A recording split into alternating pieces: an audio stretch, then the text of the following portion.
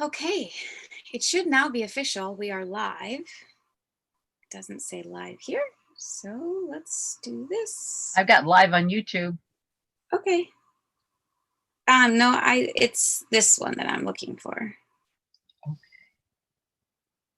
Maybe. All right.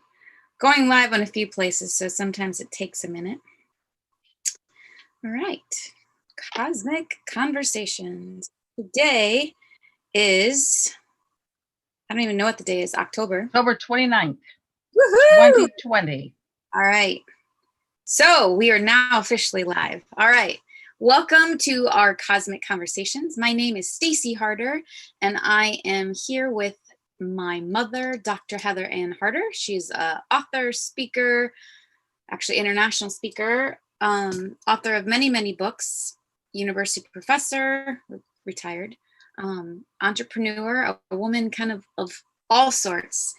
And my mission for me is to actually let you live a more empowered, loving space inside your own body to be able to live your truest, greatest, most magical self.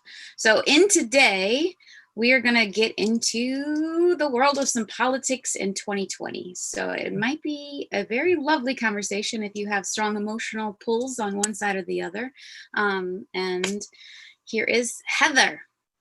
And by the way, when I have a weird intros, it's because I'm looking at multiple screens and making sure we're going live here and recording here and doing this. So I have multiple things happening as I am talking to you. So hello and welcome. Thank you. You forgot to mention one of my biggest assets is I'm a political activist. I have been very active in the political arena. Some years ago, it took me 10 years to heal after I got out, but I spent 10 years enmeshed in the political scene as I ran for president. Obviously, I lost, but it was a tremendous learning experience. We're going to talk about some of that tonight. In fact, this whole evening is going to be dedicated to the election, the political process, and then what every citizen can do to impact, change, improve, heal our country and our political process. So send us your questions and we shall journey on. As always, we begin our little discussion with our intention to call in truth, protection, and guidance. There are those that don't want us to change. They like us being their little servants and at their whim that they use to manipulate and control humanity. And so we want to protect ourselves from any undue interference or influence that may take us out of our place of power. There's also the ability for us to get sidetracked with things that aren't truth. We're being bombarded with information at so many levels that it's really, really important that every day and every situation you ask to know truth. And in doing that, you can say an affirmation, you can just do it like I did. I want protection, guidance, and truth, and it's all done. And so always start your experiences with your intentions. What do you want out of it? And I will encourage you to always ask for protection, guidance, and truth. And then the second thing that we always do is actually play with the light, that we use this light force to impact the energetic vibratory world that's all around us. Many people call that the ethers, whatever you call it, that energetic field is the architect for our physical world. So when we go out there and change the etheric world, we actually mandate changes in our physical world.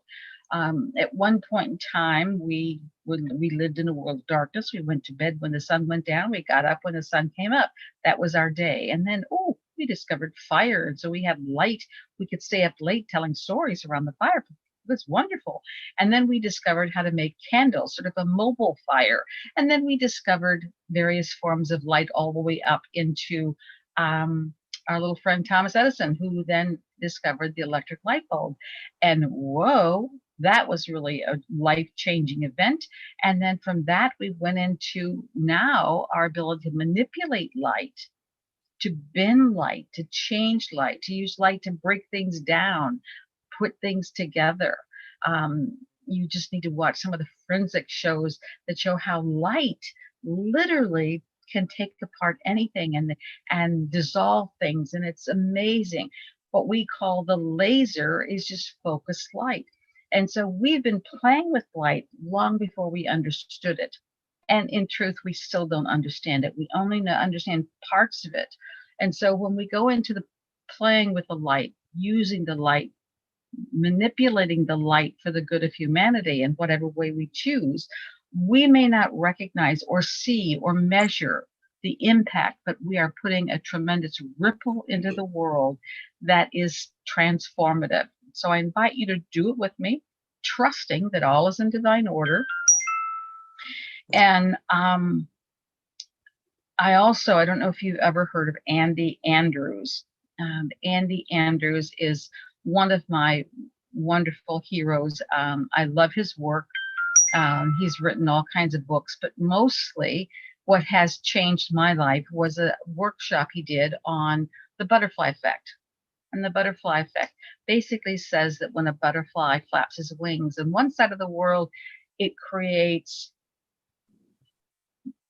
massive wind damage on the other side of the world, that one molecule affects the next molecule, which affects the next molecule until we have this huge hurricane or storm or whatever.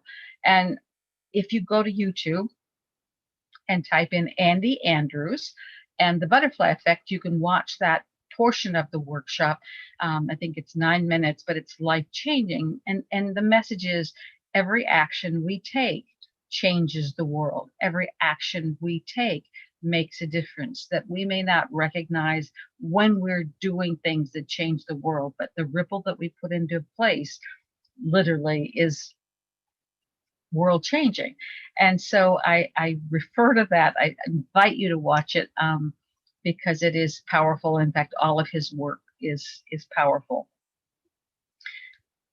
But as we go and do the light work, recognize this is what I've been given spiritually as the most powerful, most productive thing that we can do. So in that intention, I'd like you just to go to your place of center. And that's an imaginary place. There really isn't a physical place we call center. It may, for me, I like beaches, so I have mine look like a beach, but it can be mountains or valleys or woods or your living room. It doesn't matter what you define it to be in a visual sense, because it is an energetic core place where you are most connected with the heavens and earth. And so, and I do close my eyes just so I can block out all the distractions and I can really be in that energetic space. So if you will, just go to center. And this is where you are most connected. You are most in communion with your spiritual as well as physical self. Just imagine that your upper body just expands into the heavens. You're connected to all your spiritual helpers and guides and sources, and that your lower energy just goes into the earth and grounds itself in this wonderful, magnificent, very complex, very special planet. You are here to bridge heaven and earth. When you're in the center, when you're in this energetic connection, you are doing just that. You're bringing in the heavenly energies and anchoring them to the earth energies. And all is in divine order. And now just imagine yourself not as a physical body, not as a mental mind, but as the energetic presence that you are. You are spirit. Spirit is just energy. And so just see yourself as this light being, this ambassador of God, and just see your light get brighter and brighter, like turning up a light bulb with a dimmer switch. Just have it go brighter and brighter and bigger and bolder. You control the light. You control how much you share with the world or not. And then imagine all of us on this call, either on the Zoom call itself or on all those watching it. And since there is no time and space, no matter when you're watching this, when you're experiencing this, you can still become energetically part of this oneness. We're going to invite everyone at every level of existence who are here to support this transformation of this planet, this healing of this planet, to join us in this energetic oneness.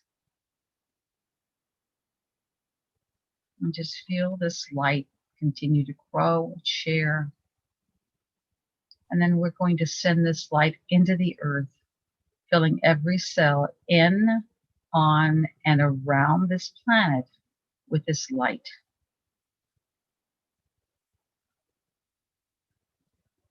Our love for all that she does for us and with us.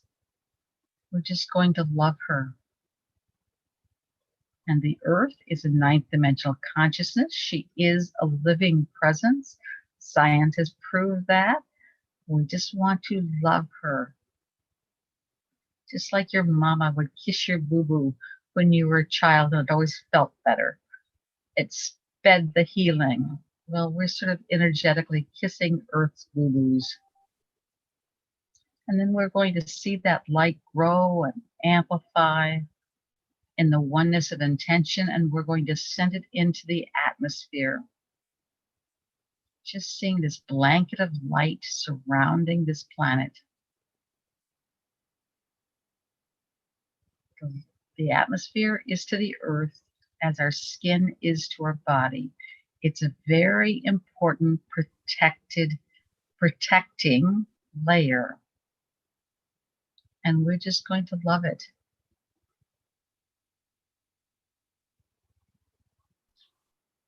And then imagine all the weather patterns around the planet. The weather patterns are how the earth finds her balance.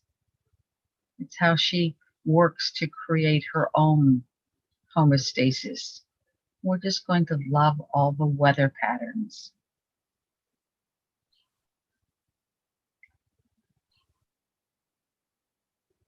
And around this planet, there are places where there is war and there's hate and there's pollution and there's violence.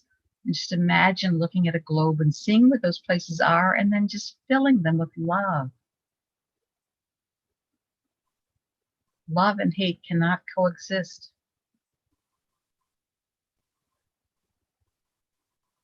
Wherever there's darkness, just fill it with love.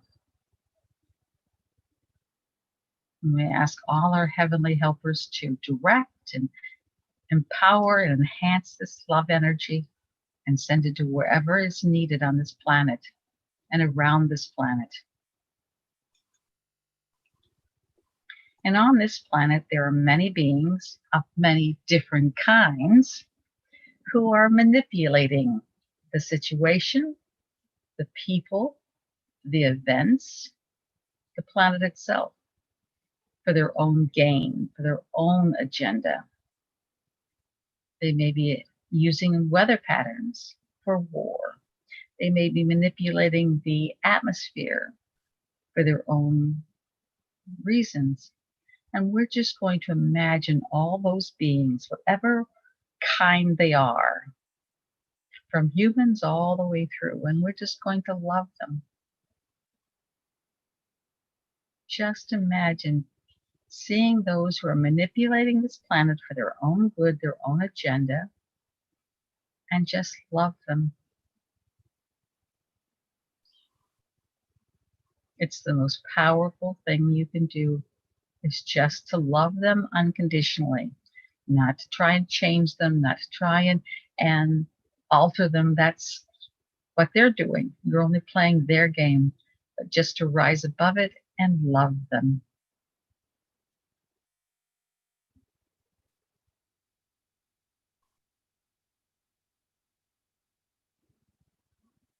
Those who are manipulating humanity to incite war, those who are manipulating situations to create pollution. those who are doing what they're doing to impact the earth in whatever form, doesn't matter. We're just going to love them and the situation. There are those who are draining the planet dry of its water for a few dollars. Love them. There are those who are cutting down the trees for their own profit. Love them. And now imagine that incredible energetic place of mass consciousness, the collective consciousness, the thing that affects us as we affect it. Imagine the place where all the consciousnesses of every person who's ever lived, ever will live on this planet resides. This repository of each and every one of us. Just love it. And if you put something in the collection, the collective consciousness that you're not so happy with or not so proud of, you can change it. So just imagine flipping it like a pancake from its lower vibration to its higher vibration. So you went through a period that was where you were angry. So just change the anger to love. Time is not, so you can do anything.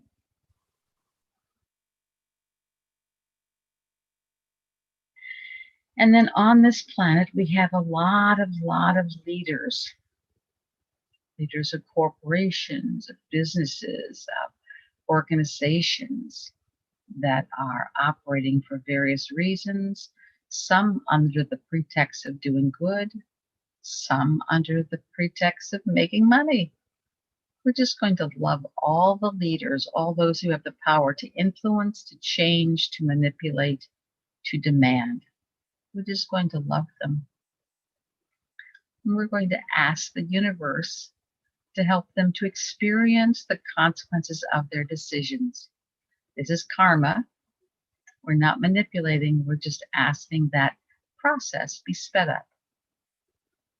And we're just going to love all those who are going to be going through their lessons very quickly,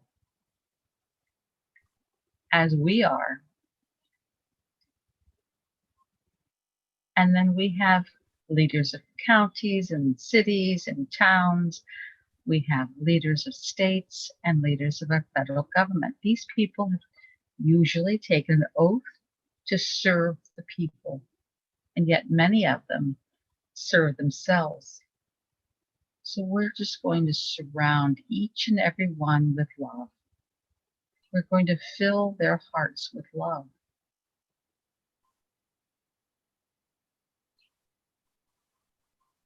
Hypocrisy, deception, manipulation have great karmic consequences. You don't want them, but we're just going to love them and trust that karma will do its job. We don't have to have any reaction to what they're doing. We just have to hold the light, hold the love.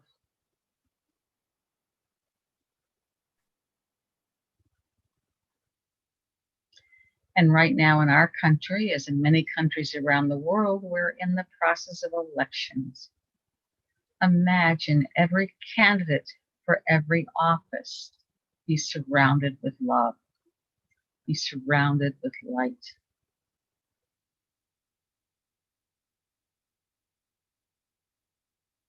Now the universe already has decreed who wins and who loses. We don't have to worry about that. We just have to trust the outcome of the election will be divinely perfect. The important thing is that each one of you vote. Vote for your candidate of choice. And if you don't have one, you go to the polls and you say a prayer and ask God to guide your finger and then push a button. But by voting, you now have an energetic stake in the outcome of the election. If you don't vote at all, you have no say in what's happening in this country. So it's exceedingly important that everyone vote. We're already seeing record turnouts for this election. That has to grow and continue for lots of reasons, but we're just going to love them. We love the people who are currently in office and who are dealing with all the stuff that's happening on the planet.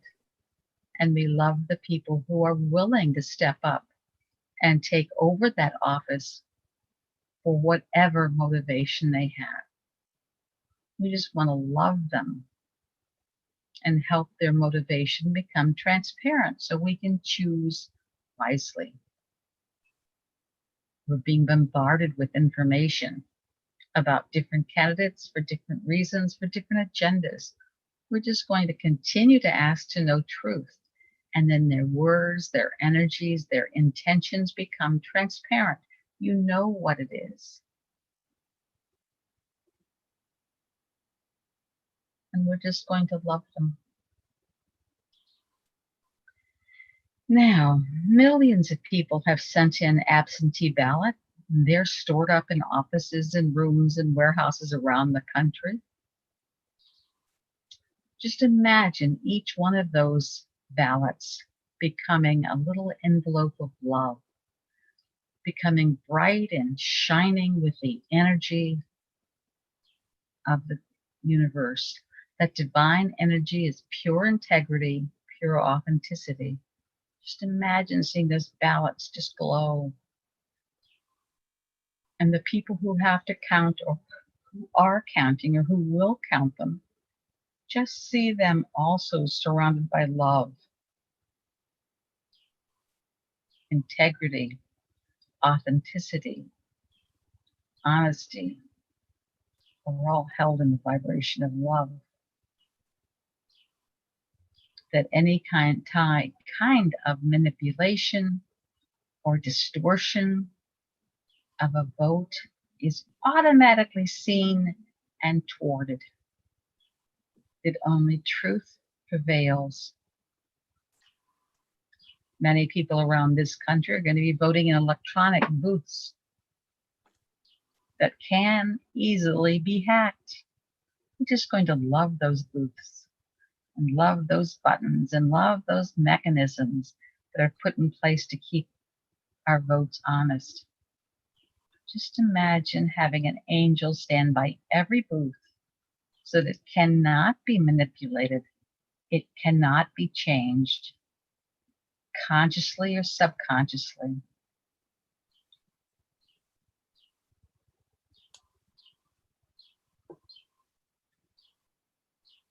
There's a lot of conscious and subconscious manipulation going on of the voter, either in the way the ads are created or presented.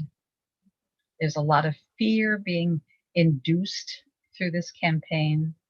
And we're just going to imagine all of that fear energy, which is a very low, dense energy, being injected with pure love. So anyone who may begin to feel fear is automatically bombarded with the divine love energy. Fear and love cannot coexist. And of course, love is a much more powerful energy. So just love them. Any kind of distortion, any kind of subconscious manipulation is instantly made transparent so that people make the conscious decision in however they see fit to vote according to their heart and let truth prevail.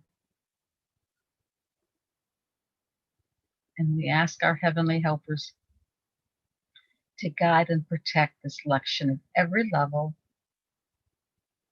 so that it is the most profound, the most honest, the most integral election this country has ever seen. And that we all feel proud to have been a part of it.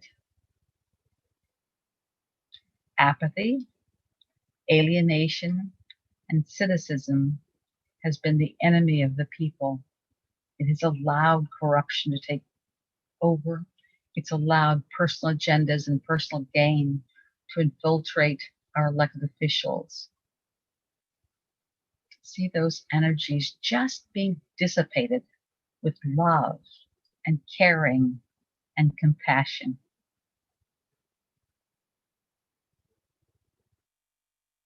And we ask the founding fathers, those who gave of their life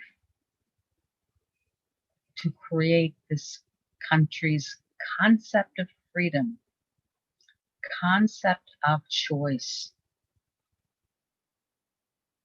that they stand with this election, oversee what's going on, so that we can all be proud of this country again. We know the names of those who signed the Declaration of Independence.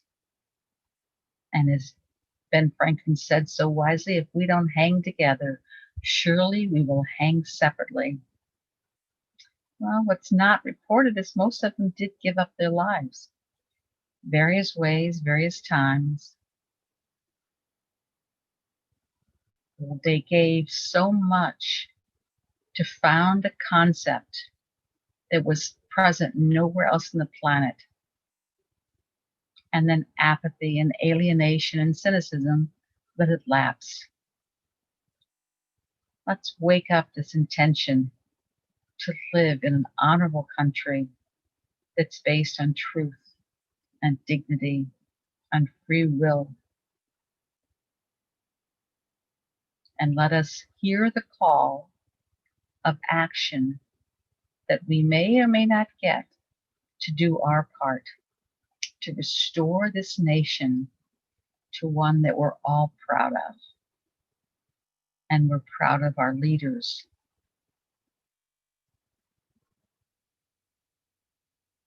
And that we again become a shining example for the world.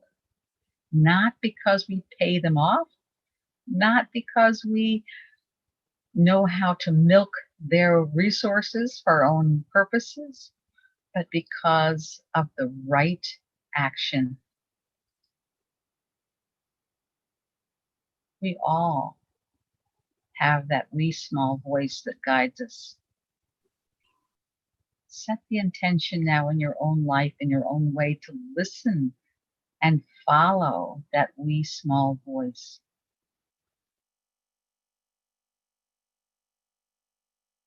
Because just as Ben Franklin said, it's time that we stand together.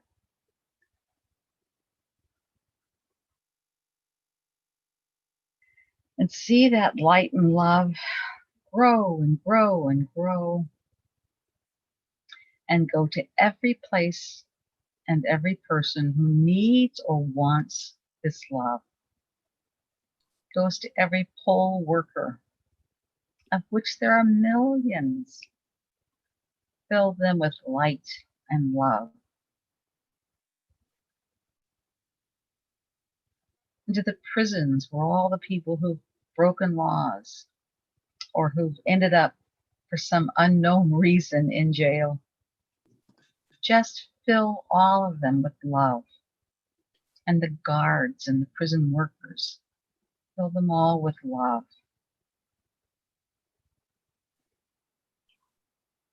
And all of our schools at every level, from preschools through universities, all the places where people go to reach enlightenment, to become skilled, to become professionals. Fill the classrooms and all the people attending or teaching or working at any level. Just fill them with love.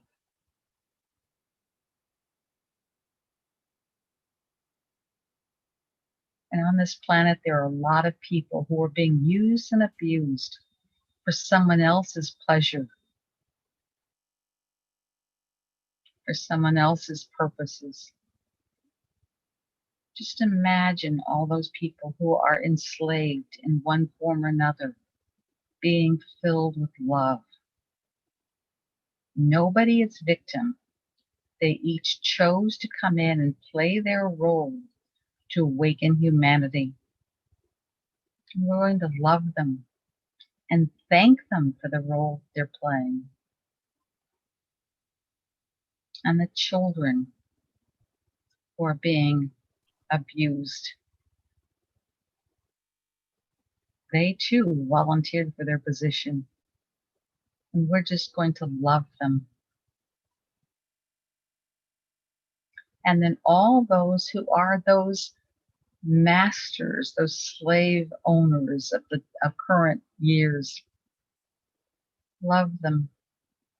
All those who abuse, who manipulate, who take advantage of anyone else, we're just going to love them.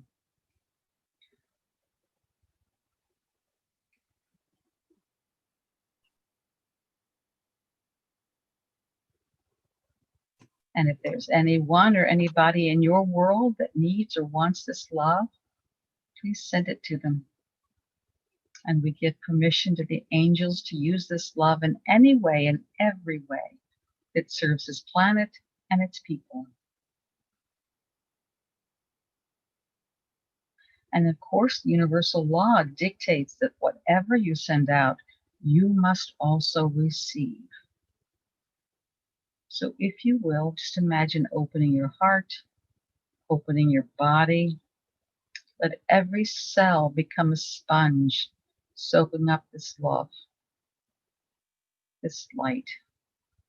Just feel as it comes back to you, gently waving through every cell, every atom, every molecule of your body.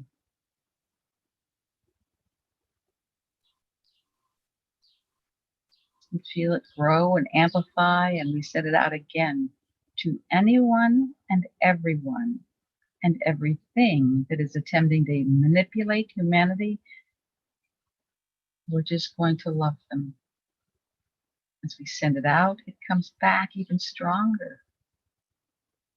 Our job is just to accept it, to breathe it in, to allow it into our worlds, into our mind, into our consciousness.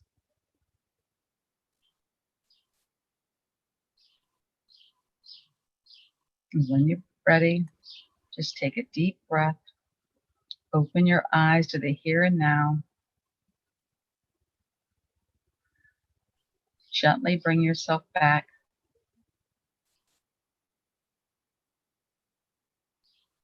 Feel how you feel, as this is your true state. This is how your body was designed to feel. This is how you are meant to feel. So welcome back to the human experience, and know that all is in divine order.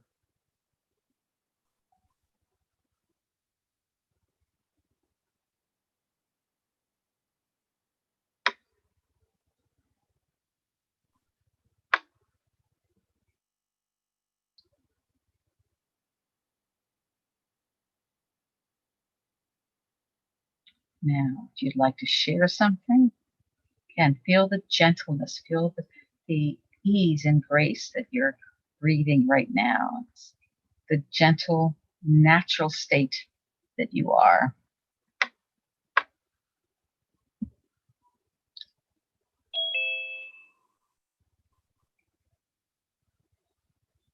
So if anybody would like to share how they're feeling, or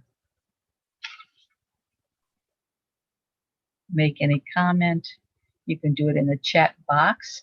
Stacie's monitoring the online chat. So if you want to say anything on Facebook or Instagram, do so. And Stacie will interpret it for the group. Anyone else is welcome to add.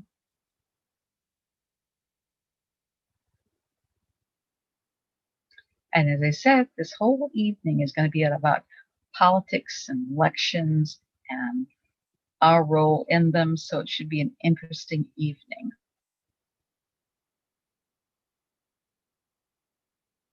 And this is where the conversation part starts. You have to ask questions or make comments, and then we engage.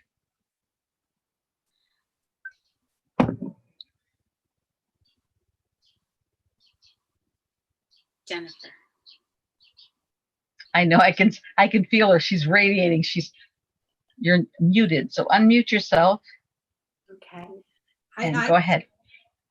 From the beginning till now, I just feel so calm, just so relaxed, very easygoing, ready for an open mind, very aligned.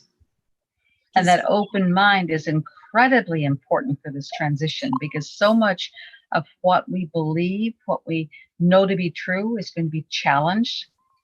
We know people now, you just have to look at Facebook and you see people who are being challenged with this new truth. But what's coming in 2021 is going to be hard for many, many more people. And so that open mind and asking to know truth and the courage to accept truth is exceedingly important. Amen. Because when we start talking in 2021, it's not going to be about the ballots. It's going to be about the species. So it's coming. Yeah, you want it definitely feels like it's coming. I think, I mean, I'll speak for myself, but I'm pretty sure it's everybody. Because that meditation visualization thing is so deep that it really, you're not in the part of our brain that has our words. And so this is just a good reminder, is that we don't always need words because we're a vibrational being. So I just thank you. I love that. And it was really special to do all the election and protection and guidance and love within that. So I had tears coming down my eyes. I mean, there was a lot of spiritual union in that experience. yeah, I feel like Jefferson would be proud. Yeah. I think that this is the time where we have to stand up to make them proud. I think they've been rolling over in their graves for quite a while. So, and Jennifer, since we have more people online now, you want to tell about your political experience?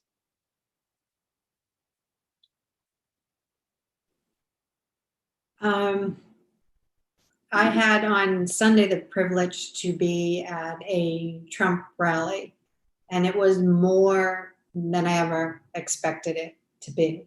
The like-mindedness, um, the love there, the energy there, it just blew my mind. Um, it, I don't know what was happening, because now that we're home, it's 3 days later, and me and my friends are still full of all this energy. I feel like my throat chakra is opening up, that I need to talk. My friend feels the same way. She says, I feel like I'm not doing enough. What can I do? I need to get out there. So we're just feeling this energy from it. Like I went to a sacred spot, and it's just incredible. I wasn't expecting all of that, but oh, in many ways you did. Yeah, well, I knew this is a revolution, and I know this is history, and I know how important I feel that it's for my calling, that I have to do this. So, yeah.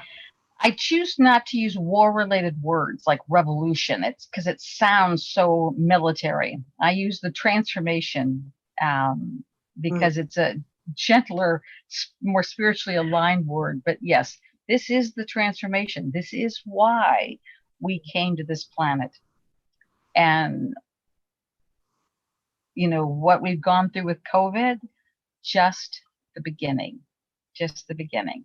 We've got a long way to go. And the more you can be in the energy and how you reacted to sending love to these people that we traditionally don't love, is very important to recognize your reactions and your thoughts, because that's what you need to do on a bigger scale. Who are your personal enemies? Who are your personal bad guys? And then love them. And when you can do that, you have made the transition. You have made that transformation of consciousness from third dimensional separation, good and bad, right and wrong, to fifth dimension. Hey, we're all one. We're living a game. Let's don't take it quite so seriously. Let's just love the players. Anyone who comes to this planet is an incredibly brave soul, because it's a very complex experience. So our job is to love them.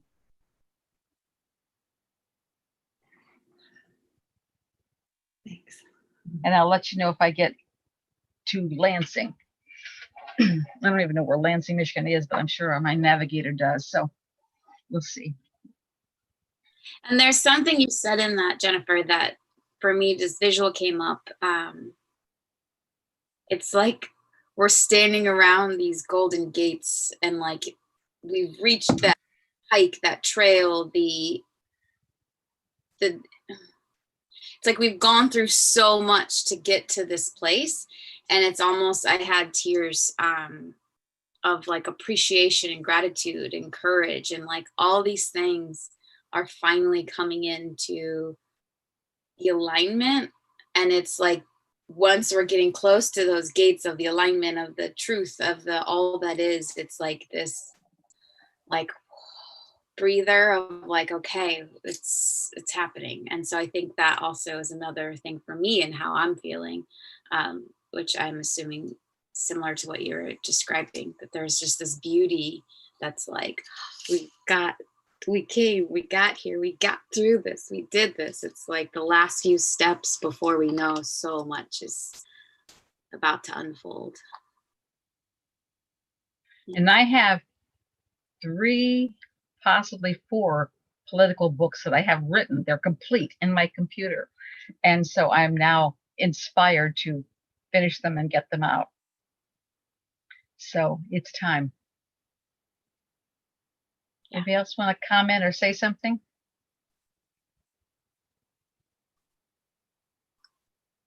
And while you're at the polls, some of you have not voted already, so you're still going to go to the polls.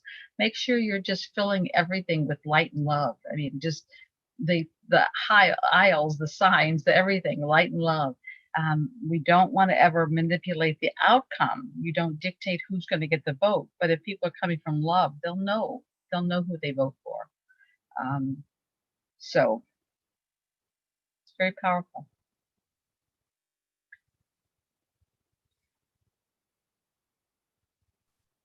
Welcome, Maver. So glad you could join us. Except you missed the light place. You'll have to watch the replay to do the light work because it was really fun today. I will see the replay. Thank you. It was perfect timing. It came in right at the end of it. So wonderful. Everybody's quiet tonight.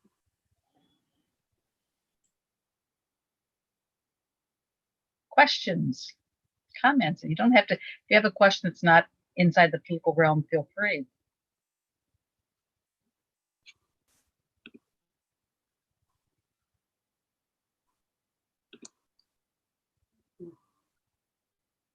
One of the things that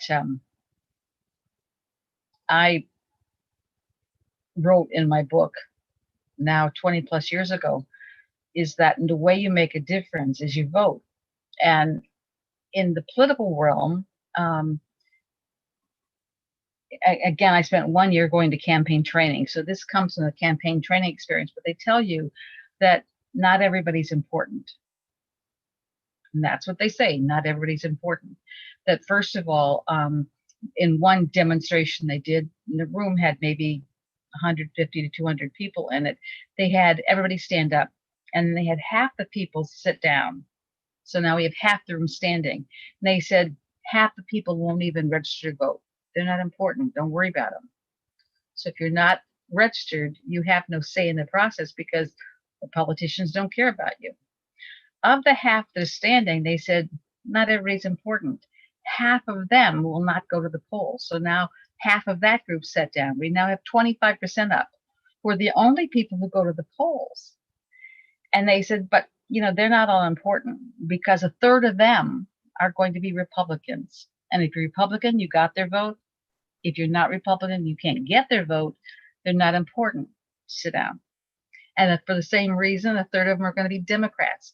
They're called hard Democrats or hard Republicans, that if you're Democrat, no matter what, you have their vote. If you're not Democrat, you can't get their vote. So we don't need to listen to what they're saying because we know what they're going to do. The middle third is what they call the independents or the hard D. I mean, the soft Ds or soft Rs, which means that they may be Republican, but they'll sometimes vote for Democrat and vice versa. Or they vote for the issue and not the candidate.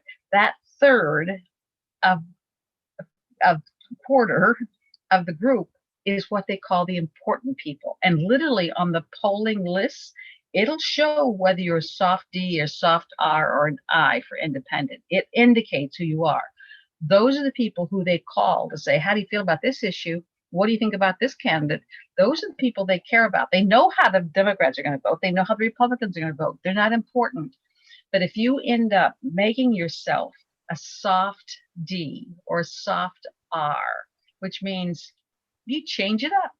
During primaries, you have to declare whether you're a Democrat or Republican, and you vote that way on those tickets. But in a general election, you can vote any way you want. You may have said in the primary that you're a Democrat, but you can vote Republican in the election, or vice versa. And so they know who's doing what. So making yourself one of those important people is really important. That important population is also measured. They measure how old they are. Are they male or female? If you notice, a lot more issues are coming up now for women, the soccer moms, because a lot more women in their earlier years, the 25 to 40 category, are going to the polls. So therefore, they're wanting to dance to their tunes. We've never really worried about the young voter because they didn't go to the polls. So their issues weren't important. Now there's more and more of them going to the polls. So we're now beginning to talk about college tuition and student loans because more of them are going to the polls. We want to know what they're thinking. We want to know how they care about. We want to just address the issues that are important to them.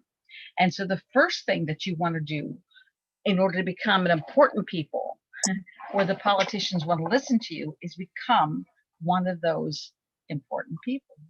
Softy, soft R, or independent. Do I get a standing ovation now? Yay! I spent 10 years of my life to learn that. I hope you enjoyed it. Thank you. The thing You're that I welcome. love that when you talk about too from your campaign training is about putting people in fear. Oh, yeah. That to me was absolutely astonishing. So for those of you that are just tuning in, Mom had run for president twice in 1996, and I actually traveled the entire. And I lost. She did, but I think it's all This is divinely a residue from the campaign. Yeah. Yay! 2000 as well, but And I still have a few buttons left if you'd like buttons.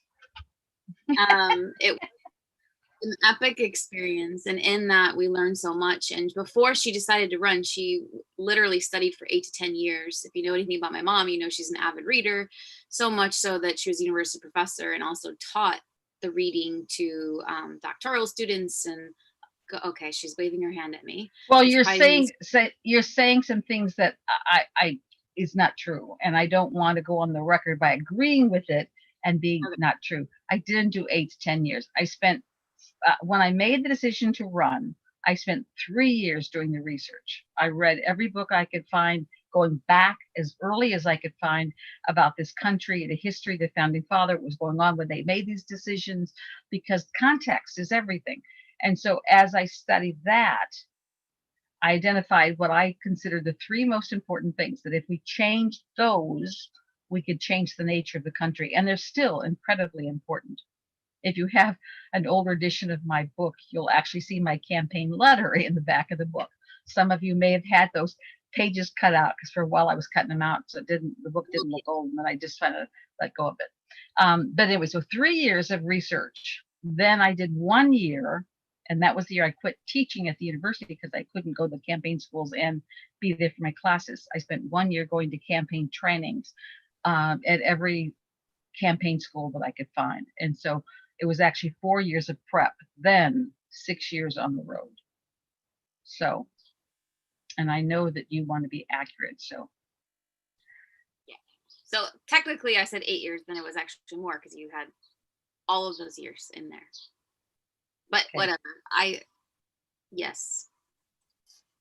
Thank you for clarifying the amount of years you studied. I don't even Nope. know, so you can go ahead and talk now. Okay. Well, and as she's saying, the fear at every campaign school, they showed you how to discredit the other candidates, what to do, how to do it. Everything from digging up their library book record to see if they turned their books in a timely way. The driving record. I mean, it was amazing. They give you this list of stuff to investigate on your opponents so that you can make them look bad, including taking their picture and flipping it over. So a candidate whose part is usually on this side in the reverse picture will look this side, but it makes them look off center, makes them look different and untrustworthy. And so, I mean, it was just incredible. And fear, they teach you how to get people in fear, because when you get them in fear, and this is their words, you can control them. So if I can get you in fear and make you afraid of what's going to happen if you vote for my opponent, I can control you. If I get you in fear and make you afraid of what's going to happen if you don't vote for me, I can control you. But every campaign school taught fear, which was, when the first time I was like, you're teaching, I wanted to go and scream, and I'm looking around and everybody's just taking notes, taking it real seriously. I'm thinking, are you serious? You know, so for me, it was quite a big learning experience. Are you raising your hand, Mayfair? Okay. I'm seeing the hand in there, so I didn't know if this, so it literally had quite a profound, it changed me. It forever changed me.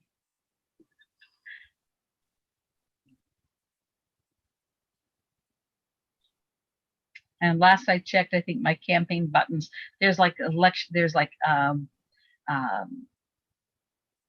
auction sites for campaign memorabilia, and my buttons were going for $5 a piece at that point in time when I looked. So there's a still market for my buttons.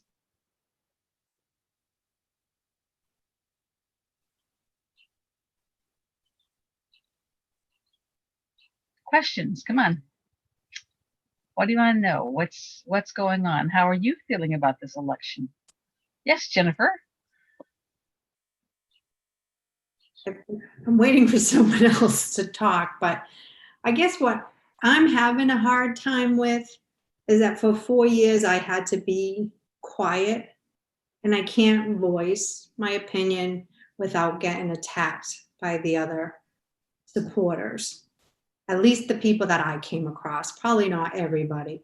And so this makes me, a lot of people won't put out a sign in fear that because you support Trump, your house is going to get egged or someone's going to do something.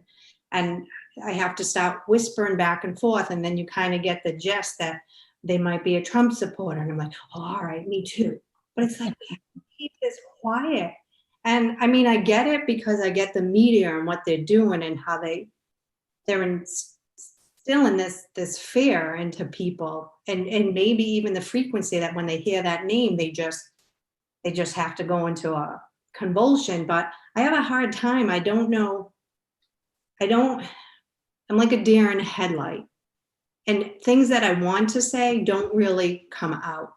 And then when I'm driving home, I get flooded with, oh, you should have said this, you should have said that, but in a nice way, you know, and just to help people understand. I did get out a couple of times, like, you know, like, what's the purpose of somebody saying something, or the media, and like who's behind the media, and like trying to teach people how to research where information is coming from without telling them who or who not to believe in.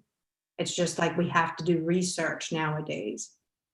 But I don't know why I can't, when someone's kind of attacking me, I can't get anything out. I go blank.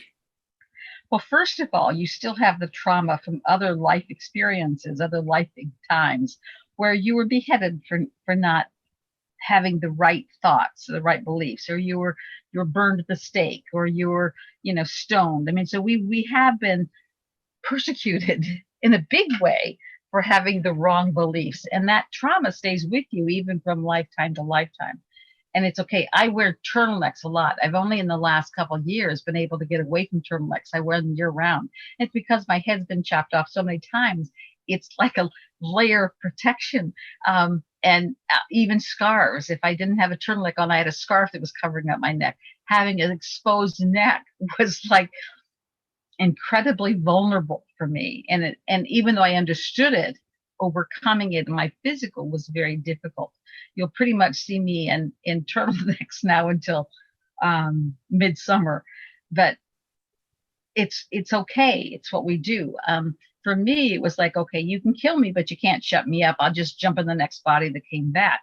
And you think about even Abraham Lincoln, who was trying to unify the South. The Civil War was over. He was unifying the South. And people were so disturbed that he would just embrace the South and not punish them, that he gave his life. But in giving his life, he showed the significance of a loss of a human life. Because even though the war was over, people were still killing each other for the different perspectives they took on the Civil War. We think it's bad that people, are verbally attacking Trump supporters or Biden supporters or vice versa, but they were physically killing each other. And so he showed that every life counted. So part of it is you have to move into trust that whatever it is, it is. And if you're feeling the need to say it, then say it. In the last, when Trump was running in 2016, literally, I wrote a post on why I was voting for Trump. Stacie was so disturbed by the thing. She was afraid for my life and she took it down. So, again, I get it. And I said things and on Facebook that I thought were pretty generic, and yet people went bonkers. That's their issue. That's not mine. I can't let other people's behavior control me, because if I did, I would not be a sovereign individual. I could not follow spirit, because I would be constantly being limited and controlled by, I would be giving my power to these people who had the power to judge me. And I didn't want to do that. So I do what I need to do as I need to do it because of this internal motivation. That is empowerment. And one thing I would add too is that, yes, I don't post lots of things of who I'm voting for either, just because I've experienced a lot of hate and arguments and yelling. And I find, because of all that's going on the planet right now, I do believe that we as a collective are going through all of the dark, all of the shadow, all of the negative, lesser than emotions to be able to come back home. And so for me, it's part of that healing journey as a whole, as a society, as a humanness. And so as we go through that, before we can raise the consciousness, we have to be able to love all the aspects and see it. So I believe a lot of what's happening is people are getting mirrors. And so a lot of the pro-hates people, it's just seeing a part of themselves that they're not coming to terms with, which is why they get so heated and so aggravated, but it always comes back to their own issue. And so I'm with you as far as there's a lot of posts that I'm like, oh, just I want to, but then something in me is like, nope, it's not your place to be posting these kind of things. Cause I have friends even, they're like, you're voting for so-and-so. It's like, why does it matter who I'm voting for? Are you my friend or are you my friend? It's interesting. Well, I'm very close to my sister, and she wouldn't tell me for hours. And I thought, this is ridiculous. And I finally pestered her to death. So she knew I would never quit. So she finally told me, but it's like, are you kidding me? That it was that big an issue to her that she wouldn't tell me who she voted for? And it was already, the vote was cast. There's no way to change it. The vote was cast and she wouldn't tell me. Yeah. So I just think that it's not by accident all these things are coming out, because we have to be able to get through all of the hatred and the blame and the shame and all the stuff before we can move in, but it's the attachment to it. And I'm sure you also have that ability to feel it all. And so I just started on Facebook. You'll notice I'm not on there at all unless I'm posting certain things. And then I will literally, hide people for 30 days if it's any kind of hate, any kind of things that I don't feel inspired by, then it's just like I don't need to put that in my energy field. So I just mute so many people. And then it's interesting too, if you go on to Facebook just for fun, you can actually go and search like how many of your friends are Trump supporters. Like I had over 99 plus, so it stops counting at 100. And then how many of my friends are Biden supporters, and there was only 53. So I was like, oh, that's interesting. So you can sort of kind of keep an eye on your friends secretly if they've liked the page. But I was shocked in how many people I had. That was well, it's not just, you know, it's your reaction to their judgments. Are you hiding your truth because of this perceived judgment they're doing? So if you're letting other people manipulate your behavior, that's your lesson.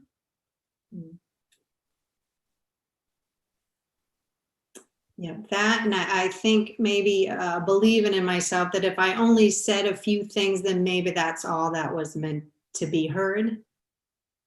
Well, you know, if you trust your body, when you have something you say, but you stuff it down, you feel that. It's like, oh, I want to say it and I don't want to say it, and I want to say it, but I want to say it. You feel that internal conflict.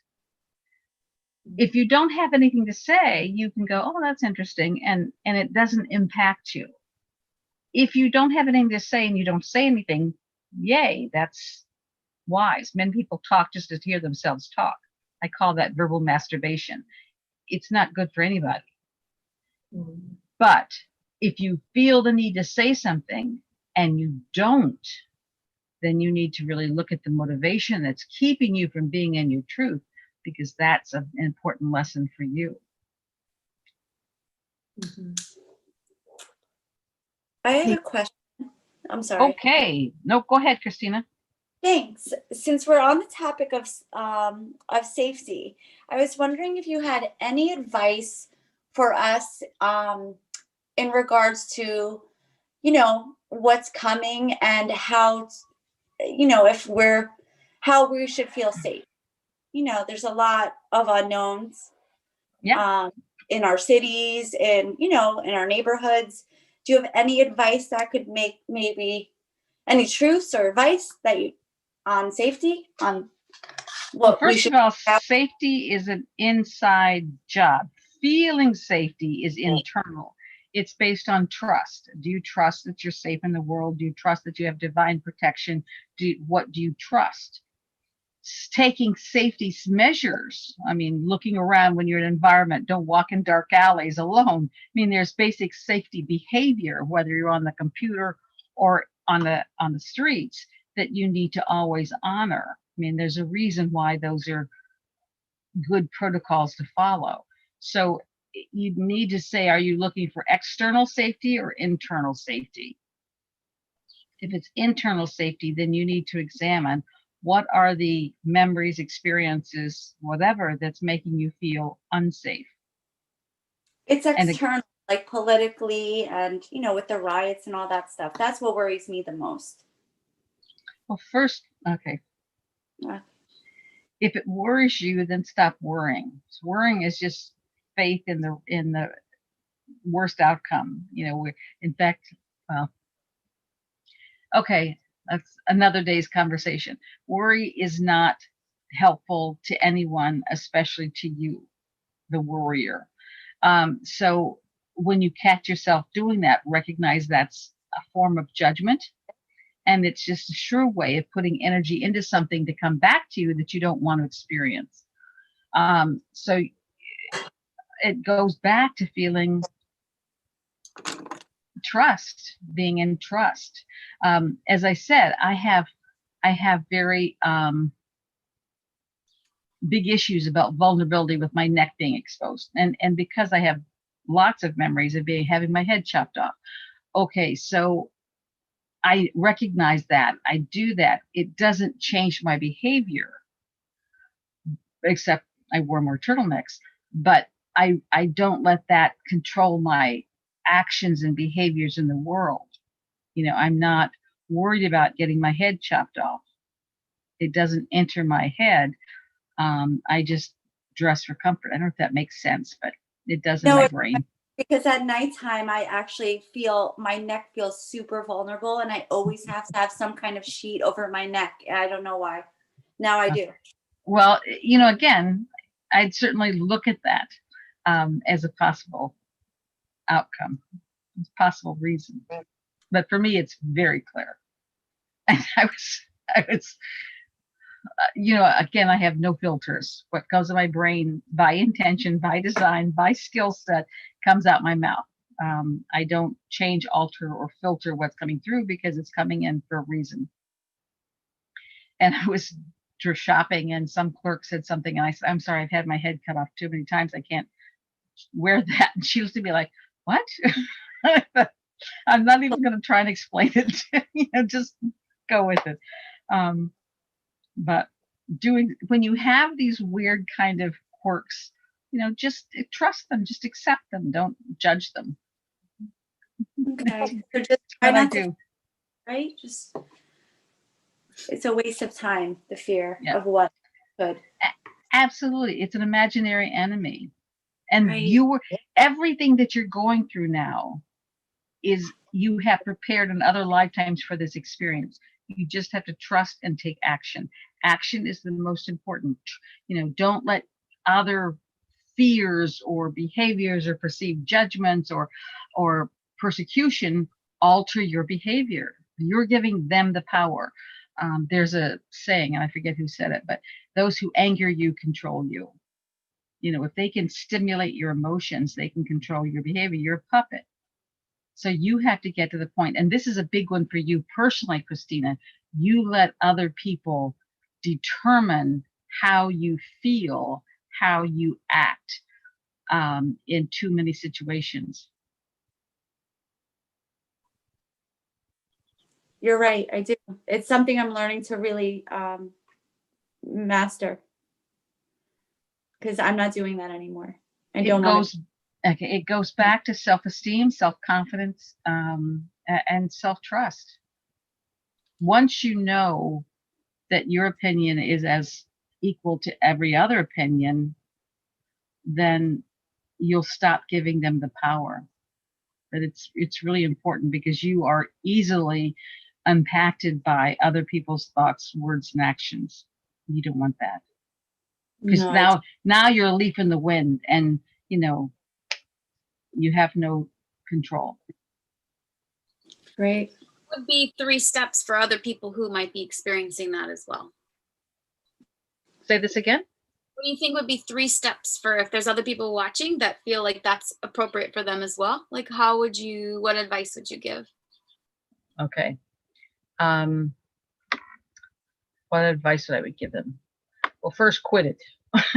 That's the easiest. You have to set the intention that is not what you want to do.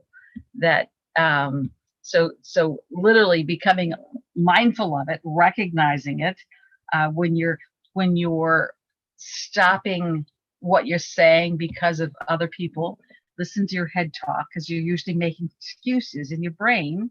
Your brain makes stories, and so if you hear yourself making stories up about blah, blah, blah, blah, that's usually a big sign. So become aware of it and then recognize it doesn't serve you and that you have to make the intention to do it differently. And then I use an image of like flipping a pancake, because we all understand that concept. You got one side and then you got the other side. So for every up, there's a down. And so when you see yourself changing your behavior because some real or imaginary reaction to it, then recognize, stop, cancel, whatever you do to shore your energy, call in the angels, ask for divine help, take a deep breath, and literally drink in the courage to be authentic. This is how I feel. And then do it. Do the thing that you fear the most. So recognize it, cancel the energy of it because you've already put it in the universe, and then set a new determination, and then flip it and take action. I call that reframing. Just it's the same situation, but you put another set of words around it. And literally, when I ran for president, um, I'm not a person that likes competition at any level. Don't like competition whatsoever. And yet I got involved with the presidential campaign, which is the biggest competition of all time. So I was really having to face a lot of my own demons in that process. And I said to myself, okay, what's the worst that can happen? Is I can be killed. Okay, I've done that before. You just come back. So, that's the worst. That's not so bad. And I had lots of death threats during the process. I had a garbage bag full of pot put on one of my daycare center steps. I called the police. Police verified it was drugs and took it away to discredit me. I mean, I was relatively nobody, but the things that were happening were incredible. But I knew and trusted that I would be protected, that my divine team would alert me when there's something coming up. So I live in a state of trust, and I trust my trust. So if you don't have that trust, then you're going to be worried about, well, what will happen here? How will happen here? I knew I would be given advance notice. I knew that whatever I needed to know, I'd be told. And again, my ex-husband was not political at all. I mean, it was just like, okay, she's running for president. Okay, let me go buy a car. But no engagement at all. He went to one event with me in Northern Illinois. And I thought, okay, he's going to see it or hear it. And it was probably, I was speaking to a group of maybe a couple hundred people. And for the first time, I had some really aggressive hecklers. And of course, the topic of abortion came up. And they apparently didn't like my answer. And literally were trying to do me in. And there were big men who were bouncers who threw them out of this meeting because they were literally wanted to after my blood. And my very sort of timid husband was going, we go out to the car. I mean, I have these big bodyguard kind of guys walking me to our car, and these people are waiting in the parking lot for us. And I mean, they really were after me. And Bob never went to another event with me. He said, I want nothing to do with that. But for me, it was funny. It wasn't threatening. It was like, oh my gosh, they really take this seriously. So anyway, you've got to be willing to stand accountable for your actions, but you have to stand in your truth. It's much harder on your psyche not to be in your truth than it is to take a lump or two. I really felt that today. Actually, I had that moment of clarity where my guys were talking to me about truth and just about standing in my truth, and everybody else standing in their truth, and how it's okay and we're all protected, and to know that we're protected, that I'm protected. I really felt that today. And if you trust that protection, you trust that divine team, and you're asking them for protection and guidance and truth, then you have it. And you can't not have it. Now, it doesn't mean that you can't get killed or you can't, be blown away, but you just die and come back. It's recess, so, okay. I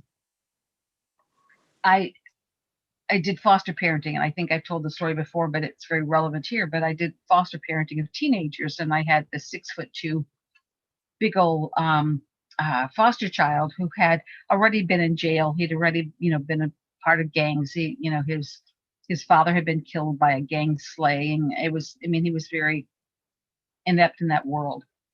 And I came home one afternoon, and he had obviously gotten back on drugs. He had locked the doors. He had disabled my telephone, cut the electricity, and he came at me with the butcher knife. Now, he's 6'2", I'm about 5'4". He's got this butcher knife down at my throat. And I said, now, you don't want to do that. Because I said, if you do that, I said, first of all, either you're going to wound me and I'm going to heal, in which case my life doesn't change, or you're going to kill me, in which I'm in recess then, and I don't care. I said, but if you stick me with that knife, you know your life changes forever, and it's not a good thing. I said, so put the knife away.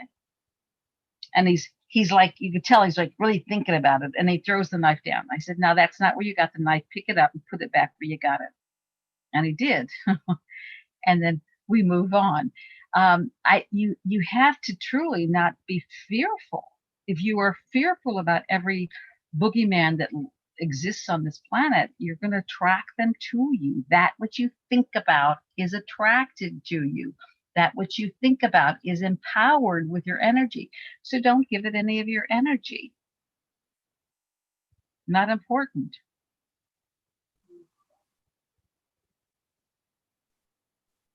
I see a comment here by Mava. I used to show a different part of me depending on who I'm with.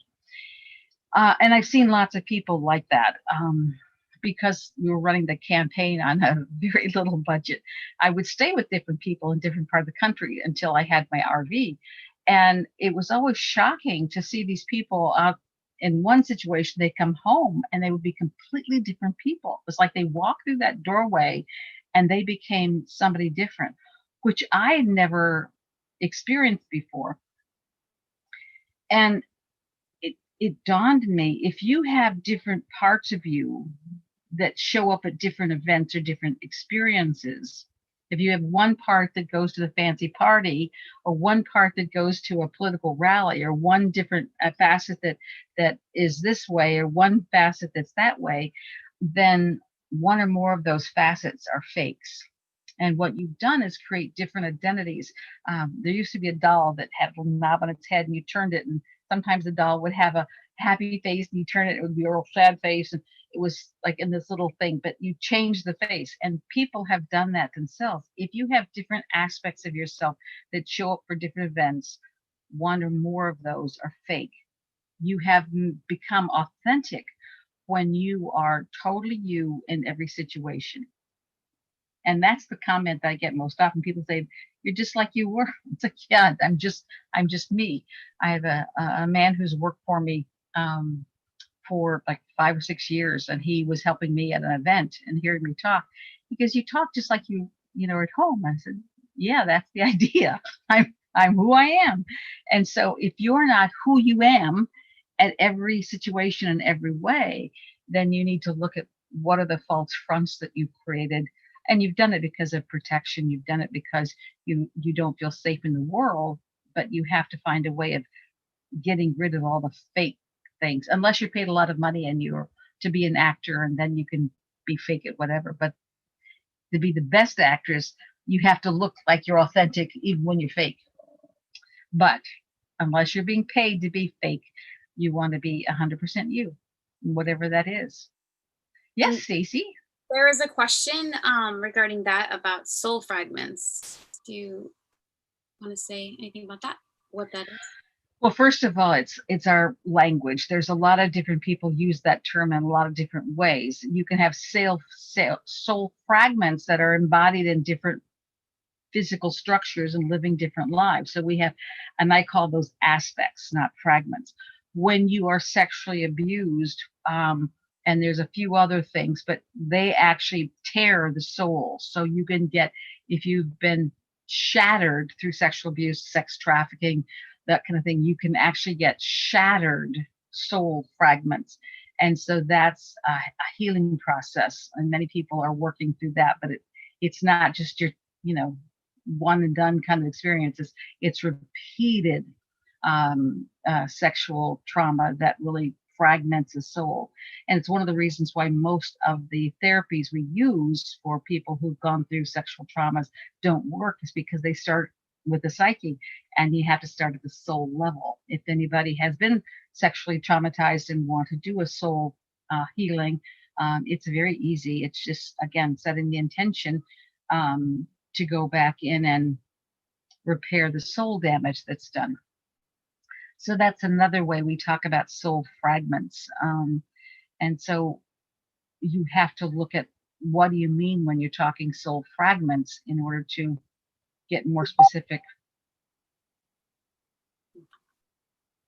Are they saying what they mean by soul fragments? Not yet. Okay. Well, you just No, let I me know. have more questions on that, if that answers your question.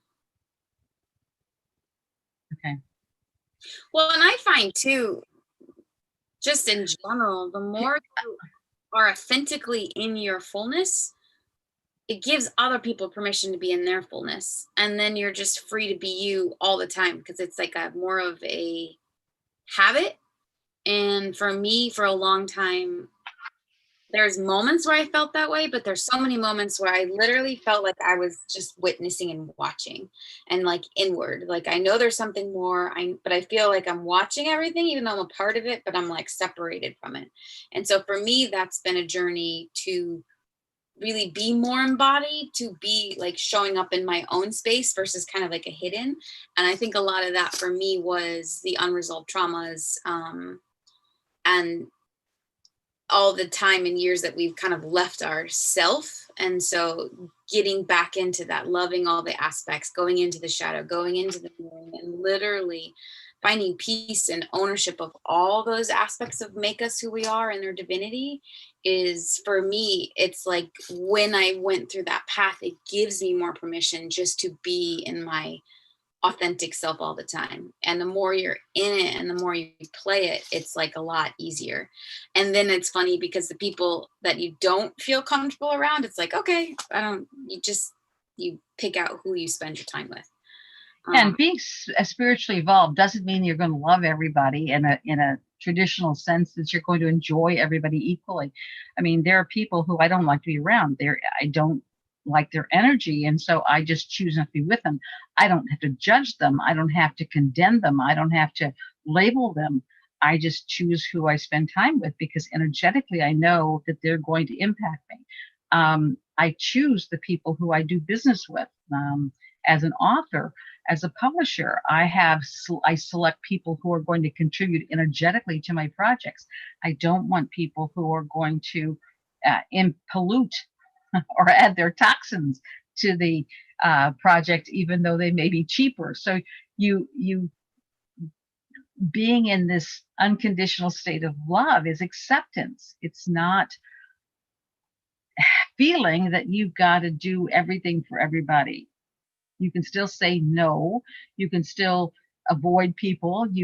But you don't need to judge them or the other kinds of things. Earlier, we were talking about the sexual trauma, and I want to make sure I say, when you have an intimate relationship, when you have sex with someone, you're literally engaging in the most spiritual act that there is. And whenever two people come together, literally the divine energy is also there. So you're having a three-way, whether you know it or not. And because that is such a sacred act and given to humanity as a tremendous gift, when someone misuses it or abuses it or inflicts trauma through it, that's what's soul damaging. And if you've been traumatized through a sexual wound, recognize the person who was the perpetrator gets swamped a lot more than the victim. But the act of coming together sexually, the Bible talks about becoming one. Energetically, you become one. So let's say the perpetrator had red energy and you have yellow energy. When you come together, now you have orange energy. You take all their red issues and they are exposed to all of your yellow issues. And when you separate, you don't go back to the way you were. You go back to this new state, and you can have all kinds of issues and things that you never even expected to have. And so it's one of the reasons why energetically a sexual wound is so powerful. You didn't choose them. You're confused by them. And someone who's enjoys many sexual partners, their energy gets so muted, they lose who they are. So it's really important that you recognize the sacred act of sexuality, and that if someone has violated you, that you take the time to clear that energy out before you relate to another sexual partner. And that's a whole evening by itself. The other thing I want to say is, Stacie was talking about the authenticity, and it goes back to the truth. If you are standing in your truth, you are authentic. And if you're authentic, you are standing in your truth. So it's those two are very, very connected. I was teaching a class at the university, and one of my students said, I've never met anybody who's as honest as you are. I said, is that good? And she goes, I don't know yet. And so about halfway through the class, she says, I find myself being much more honest because you are. And I said, well, that's a positive thing. And so oftentimes by you being in your authenticity, as Stacie said, you give permission for other people to be in their authenticity, whether they like it or not.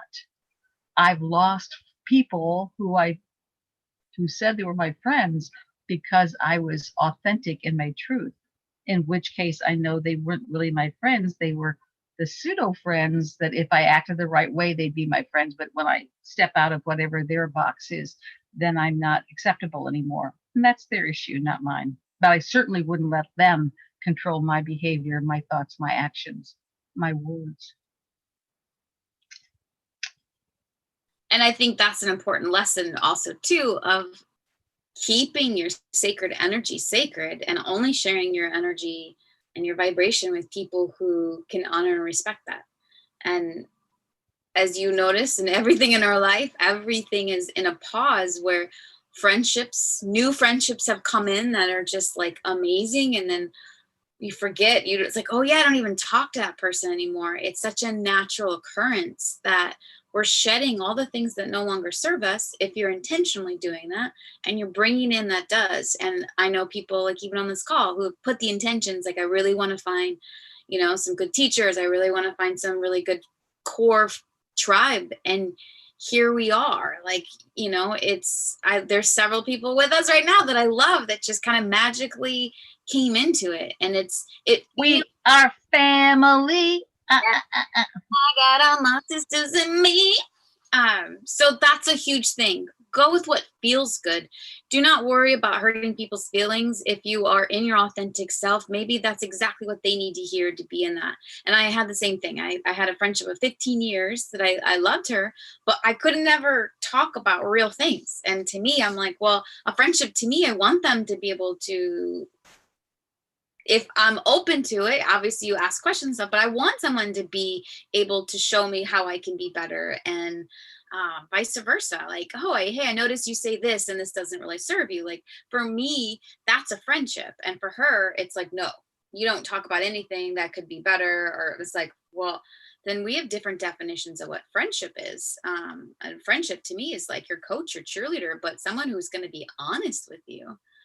And so if you have people in your life, ask them questions, see if they're on your same page of what a friendship looks like and what a friendship is. And, I've had a friend that I knew for years and years too. And she did not like that I didn't call her every whatever. And I was like, well, you're getting me now, and then she would guilt me. And I was like, okay, this doesn't serve me. You either are happy with where you are in this moment and having that friendship, or that's just not what I'm going to do. I'm not going to say, I don't know what my life's going to be next week at this time. You know what I mean? So just be in your truth, be in that place of what you do want, right? To bring it in and let go of all the things that no longer serve you. But there's a lot of shifts happening, and I know you all feel it. And it's not always clouds and rainbows, or clouds and sunshine and rainbows. The thunderstorms, the tears, it's all of it to get to the rainbows. There was a episode of Twilight Zone, and for younger people who don't know what Twilight Zone is, they do reruns.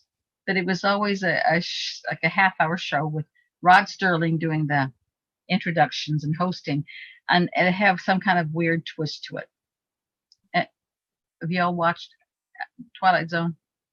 Okay. There was an episode, this guy who died, and he goes to heaven, or at least he thinks he's in heaven, and everything he does, he gets. So if he's playing a card game, he wins. If he's playing poker, he wins. That everything he wants is automatically given to him. And after a while, he says, "This is driving me crazy. It's not fun anymore because there's no chance." And he said, I don't like this. I want to go to hell. And the guy he's talking to, sort of his way show around this place goes, "Where do you think you are?" And I love that, that it would be hell if there was no surprises, if there was no downs along with our ups, if there were no challenges, if there were no speed bumps, if there were no roller coaster experiences. That this is what we came to experience, because when you hit that wall, it's like a chance for your character to go, okay, now how are you gonna do with this? Well, how are you, this person's mouthing off to you, well, how are you gonna do with this? And it's each one is that test to your soul, spirit, self to say, okay, let's see how you handle this one. And then if you handle that, then pretty soon you get another one. We'll use Christina as an example, that she gets manipulated by someone at this level and she handles it. Okay, let's see how she handles this level. So then she's going to get someone more powerful. And she's okay, let's see this level. Okay, let's see this level. And that's the challenge we give ourselves. How far can we go? I call that the sacred spiral. You keep going around to these experiences. You have the same experience, but you're at a different level. So you're going to handle it differently. Once you know you can handle it anyway, anytime, anyhow, it's not there anymore because you've mastered that experience. So whatever your little thing is going to keep coming back. Jennifer, for instance, hiding her truth. She's going to feel it. And pretty soon, once she gets that out, okay, now we get to a bigger situation.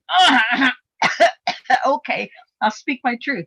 And to the point where she's just speaking her truth whenever. And then it won't be an issue anymore. So that's the way we set up these situations. And the world is going through that with Trump. How many people, first of all, with spirituality, I was told there was more spiritual people in the closet than there were gays, that we hid who we were because we were afraid how other people would react to it. And so we hid our spirituality. And then as the world sort of caught up to us, then that's sort of become more acceptable. Although I still get challenges. Then now it's Trump. I don't want to tell anybody I'm for Trump because what will people say? And so we're working through that, speaking our truth. And after Trump, there'll be something else and something else and something else. On the campaign trail, I was doing a radio interview with somebody, and I was in studio, and I think it was in Iowa. And I'm going up the elevator in this building, and this man steps in, and obviously he works in the building. And he says, "Where are you going?" And I said, "Well, I'm going to be interviewed by whatever his name was. I've long forgotten." He goes, "You're being interviewed by him?" And I said, "Yeah." And he goes, "Be ready. He attacks." And I said, "Okay, I'm ready." And so I get into the studio, and he's asking these little questions and being sweet and whatnot. And then he goes, "And you talk to dead people?" And I said, "Yeah, I do." and he's ready to attack me for this, me to make excuses. I don't. Yeah, I do.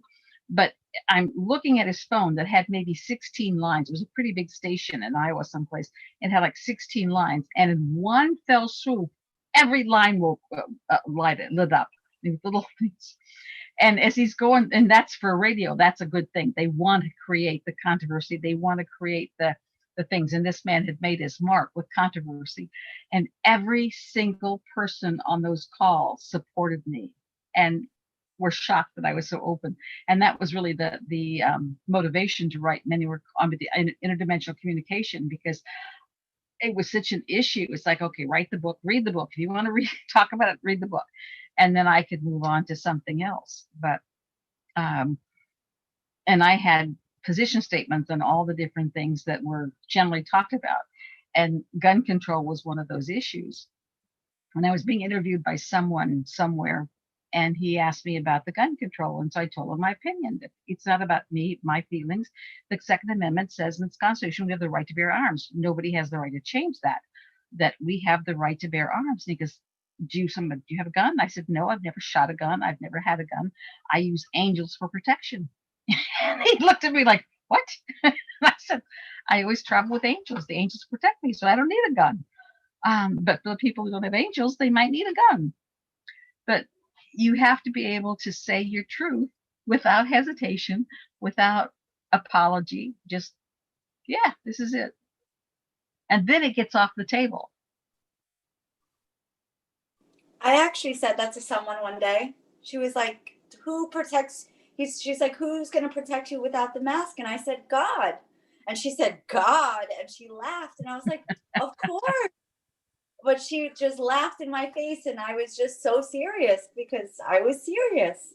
I was probably speaking my truth, and it felt so good. Well, and that's the secret. Now, for me, it's God created a perfect immune system. My immune system is going to protect me as long as I protect my immune system. That's our agreement. I protect you, you protect me. But again, whatever is your truth, that's what you have to own. And it's going to be, this election is going to be the poultice that brings lots of stuff out into the open come November 3rd. And what happens after November 3rd is going to be a continued process. One alternative is that we can have a real clear victory. It's done. Don't think that's going to happen. The second one is that we have all these mail-in votes. Now, I don't know how long it takes to count millions of votes, but I'm sure it's more than 10 minutes. So we're going to have this long period of delay where nobody is going to claim a victory or be able to announce a victory. We know that Trump's going to claim a victory no matter what, but so met Biden. And so we may have this period of confusion and confrontation. And depending on when and how that turns out, then we go into preparing for the inauguration. Inauguration is January 20th. If it is all settled by then and we have the candidate of choice taking office, it's done. But if it isn't, if this counting the votes, and the Supreme Court now has approved, I think 2 or 3 states to delay accepting their mail-in ballots, which makes counting the ballots be delayed and so on and so forth, then what's going to happen is that's going to be delayed. If we don't have the president taking office on January 20th, we go into the constitutional backup, which is the Speaker of the House becomes acting president until the conflict is resolved. Acting president is our friend Nancy Pelosi. She now takes the acting president's state and stays in office until the conflict is resolved. So literally, the Democrats have a lot of investment in dragging this out. So all of our prayers, my prayer is for divine will to be done. Make it quick, make it clean, make it honest, make it swift. So that whatever the outcome of the election is, and I firmly believe, I've been saying it since last year when I did the January 2020 thing, that Trump's going to win. I've always felt that Trump is there for 2 terms. But after he takes office, and hopefully January 20th, so we don't have Nancy Pelosi as an acting president in that period of time, we need to keep him in the light, because there's going to be a lot of people out to take his life. He's going to be the biggest target this country has ever had, but he is also very divinely protected. I think they have counted 25 attempts on his life from the time he was elected to the time he took office for the last election. And as you all know, emotions are much more intense now. So if they had 25 last time, there'll be even more this time. So our job is just to hold them in light. Again, divine will be done. Divine will be done. As many spiritual people, I know you were the first that I heard about the Trump being a divine service person, but now, like Lori Ladd, Phil Goodlight, there's so many people out there that have been very much saying, and even Elizabeth April. Do you want to mention why you feel? I always get the confused because it's so similar, but all of them I feel like say similar words to you. But why do you say Trump is here to serve? We're all here to serve. We all have missions. We all have jobs to do. And we're working with a group of people now who are writing their book. They're feeling that they need to write this book in order to put their ripple out. That's the power of it. This is Trump's job. We think that you can't serve unless you're a perfect individual, that you're saintly. It isn't the case. We're all flawed. We're none of us divinely perfect, but we do what we need to do. And I feel very strongly that my 10 years in politics was part of my both service as well as awakening to the process of politics. I've had many, many people who still are emailing and writing me saying, because you ran for president, I ran for school board, or I ran for city council, or I ran for state representative, and have won their elections, but they credit my campaign for their inspiration. And so I think we never know our impact or the ripple we put out, but we have to just do what we want to do. And Trump is doing his ripple. It's not because he's a perfect human being. In fact, when they were trying to make Mother Teresa a saint, and I'm not Catholic, so I'm doing my interpretation of it, but when they decide whether someone is a saint or not, they have people give testimony and all the things they did that were saintly. Okay, she did this and she did this and she did this, and therefore she deserved to be a saint in the eyes of the Catholic Church. And if any of you are Catholic and want to add more detail, you're welcome. But along with people who are giving testimony, they have all those naysayers. They have all the people who are saying, oh, she was at this and she did that. She was awful. And so they're all throwing stones at her to say she's not worthy to be a saint. She's a terrible person. She's not saintly. And so you figure if we could take people like Mother Teresa and bombard her with her character flaws, we're all vulnerable. We can all have character flaws. And so, Trump is not what we would call a perfect human being, but he's perfect for that part. You have to have a massive ego to stand up to the torrential flow of criticism and attack. I mean, imagine Christina if she were president and she were attacked because we've been talking about your issue, Christina. I love you, Eva. I like it. And she was in that presidential office and being attacked daily by everybody. What would be your reaction? Oh, I would be crying all the time. That's why I love him. I respect him so much because there's so many people, the majority of people could not. There's no way. That's why he has all my respect. He's earned it, Yeah. Yeah. And so what we can see as a character flaw is exactly the character trait that he needs to do what he's doing. But anyway,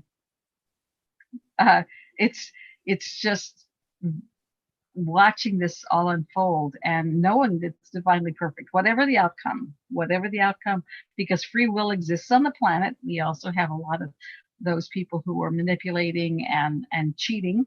And so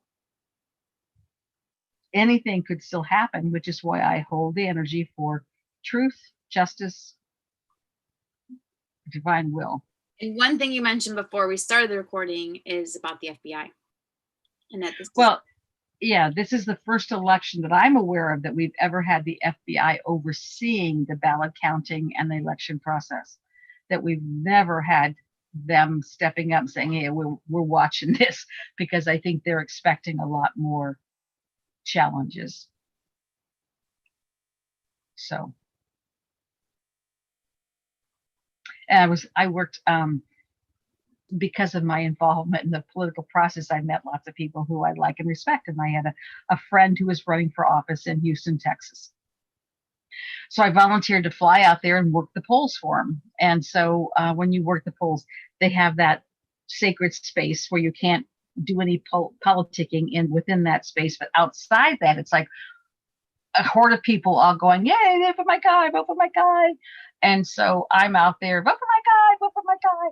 And when there's nobody there, you're talking to people. I was the only one that was a volunteer. Everybody else was paid. They didn't give a shit about their candidate. They were just there because they were getting paid to support their candidate. I was shocked. And there were probably 20, 25 people altogether supporting the different candidates for different things. And in Houston, it was a big group. But I was the only one who was there because I really supported my candidate. So now when I get a phone call from someone saying about how do you feel about this and that, I ask, are you a volunteer or are you paid? And almost every time they're paid. They don't care what the candidate, they're paid. They knock on your door to support my candidate. Are you a volunteer or are you paid? I'm paid. Okay. So it just gets it back down to who really is supporting these people, and it's the almighty dollar. It's the big business that are giving them the money to buy all these people. When I was because New Hampshire is the first primary of the campaign season, it's a very important state. So when I was campaigning in New Hampshire, they would have all these events and stuff. And again, not only was I doing, but I was also watching. And the first election, we had Bob.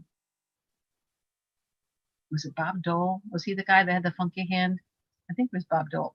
Okay. And so we would be at this event, maybe at noon, and he'd roll in with his bus, and then we get off the bus, and they're standing around. And as soon as the cameras start to roll, and you can tell when they're going to roll, everybody with their sign going, "Yay, Bob Dole!" And then as soon as the cameras stopped taping, they went back to just their sort of pause position. And then at the end of the event, they would get back on the bus, and then we'd go the next event, maybe was at 3:00 someplace else. And the same busload of people would pull up, and it was the same people being bussed from one event to another to give the video, to give the camera effect. And they could have cared less about Bob Dole because they were just paid to be one of the props, one of the background players, as Hollywood would call them, one of the extras. But I had, maybe 25, 30 people at my event, and I'm going, ooh. And this one man who I forgot his name, I'd have to look it up, but absolutely wonderful man. He was a reporter for Time magazine. He had been the White House correspondent for Time magazine since Kennedy, so he was older. And he was shocked at how successful I was. So what do you mean successful? This is a little crowd. He goes, yeah, but they're here because they want to. And he would talk about, even with Jimmy Carter when he was running, that he would have to give away free chicken and make chicken to get anybody to come up because no one came to see him. No one came to see him. And the guy that had the picture on the boat with his girlfriend, it completely shattered his campaign. He dropped out. But the same thing with him, that there was nobody coming to see these people. He said that I was having a lot of people there from choice, which most candidates don't. They pay people to show up, which is one of the reasons why Trump's groups are so shocking, and they don't really cover it so much except to criticize them because they're not maintaining their 6 feet. Is because Trump has a tremendous pull for people to come to his events from choice, not from pay. Someone asked what inspires you to run for president. My spirit friends. I was running different businesses. I had a bookstore, I had chakra centers and stuff, and I was sitting listening to Reagan say he's cutting taxes and stuff, and yet I'm seeing my tax liability go up. I mean, every time he said something, it's like, but that's not my truth. And so there was a part of me that was very dissatisfied with what the politicians were telling us. And so I would laughingly say, someday I'm going to run for president, and not having any belief that would ever happen. And then one day I said it, and I actually have the date when I said it, but one day I said it, and the power of the words about knocked me off my chair. And inside it was like, oh my God, it's real. Oh my God. And so I went into tremendous panic override because I knew I was going to. And then later on, when I did my connections, it was what I agreed to do. If I did it now, I could be a much better candidate. But at the time, I did my best. But it was a powerful experience. I thought I would change the world. Instead, I was the one that was changed. So. Yeah. And just on that too, everyone who worked on the campaign was a volunteer. And so there was several people that literally gave up their lives, came and lived with our base out of Indiana. I think a couple people traveled, but they literally worked full time volunteering for the campaign. And in that process, there was one married couple that I love that they literally won like $10,000 lotto twice. But it's like that universe of like you're following your guidance and your intuition, and good things come in return. But it was a really beautiful experience. I've also worked in politics and worked on a couple congressional campaigns, and I was a finance coordinator. I worked at the Democratic National Committee. I was very active, but I didn't start with my activation. I hated politics. I wanted nothing to do with politics. It was just lie and garbage and bleh. But when Mom ran, I wanted to support her, and literally I didn't want to support politics. I hated politics, but I learned so much by going on I went on the campaign trail with her both times, and I learned so much about the process. And that's really what started getting me involved, is like, oh, we can't change it or fix it unless we're involved. And I did leave politics just because I couldn't take the lying and the corruption that goes behind the scenes. It was just not something I wanted to play in. So now I think we're able to shift. We're starting to see those kind of wheels come in. But even after that election, a lot of, I think Obama's wording came from your campaign. I was like, oh, that's so weird. They're like saying things that you would say. And I was like, okay, people have been watching. But it was really a fascinating time. And to see what goes on behind the scenes, and they say different things, it is all of it is a pre-rehearsed stage. You think you're watching a live unfolding event, but it is a well-rehearsed, well-oiled, made to look real, but very much everybody's planned, endpoint. Here's your questions. Here's what you're going to say. Like it's not a free-for-all. Herbert Hoover was the last president to write his own speeches, his own words. That everyone since Hoover has had speech writers, and not only do they have speech writers, but they have the right wing and the left wing speech writers. So if I'm going to talk to this group, I will have this speech writer write the words, and if I go to this group, I'll have this speaker write the words, so they can talk the message that's people expect to hear, and it has nothing to do with that they believe or what they agree to. It's just what it is. And in the training, they tell you after doing your poll research, take 3 to 5 issues, never more than 5 issues, because you'll confuse the voter. They have a very low opinion of voters. And then you write a 30-minute speech, a 10-minute speech, a 2-minute speech, and a 1-minute speech based on those issues. You always stay on point. You never get off that speech and talk about anything else. So if you listen, the reporter may ask, what did you do at Disneyland? And they'll say, I believe that this should happen. The questions and answers are never tied together because they're always they're on point. Hillary was master at staying on point. So if you go and listen to some interviews they give, first of all, generally they give their questions to the interviewer, so the interviewer knows the questions to ask. And then they have a very prepared answer based on their presentation. It was mind-boggling to me. And when I came out of it, literally it took me 10 years to heal. If anybody mentioned the campaign to me, I'd cry. It's like, ooh. I dated a professor of political science, and he was always wanting to talk about the campaign. It's like, I can't talk about it yet. And that was part of the reasons why I couldn't release the book, because I couldn't talk about it, because it was so raw. It was so real. It wasn't just a campaign. It was much deeper than that for me. So, I wrote the books right out of the campaign because I felt that was important to do that, just to get my story down while it was still as fresh as possible. But I have not yet been able to go back and reread it. And that's why the books are still on my computer. So we'll see if I'm able to get in there and talk truth.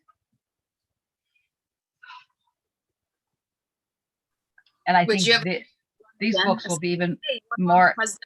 And so I say it again. Would you run again if someone said, "Hey, will you run for president"? No.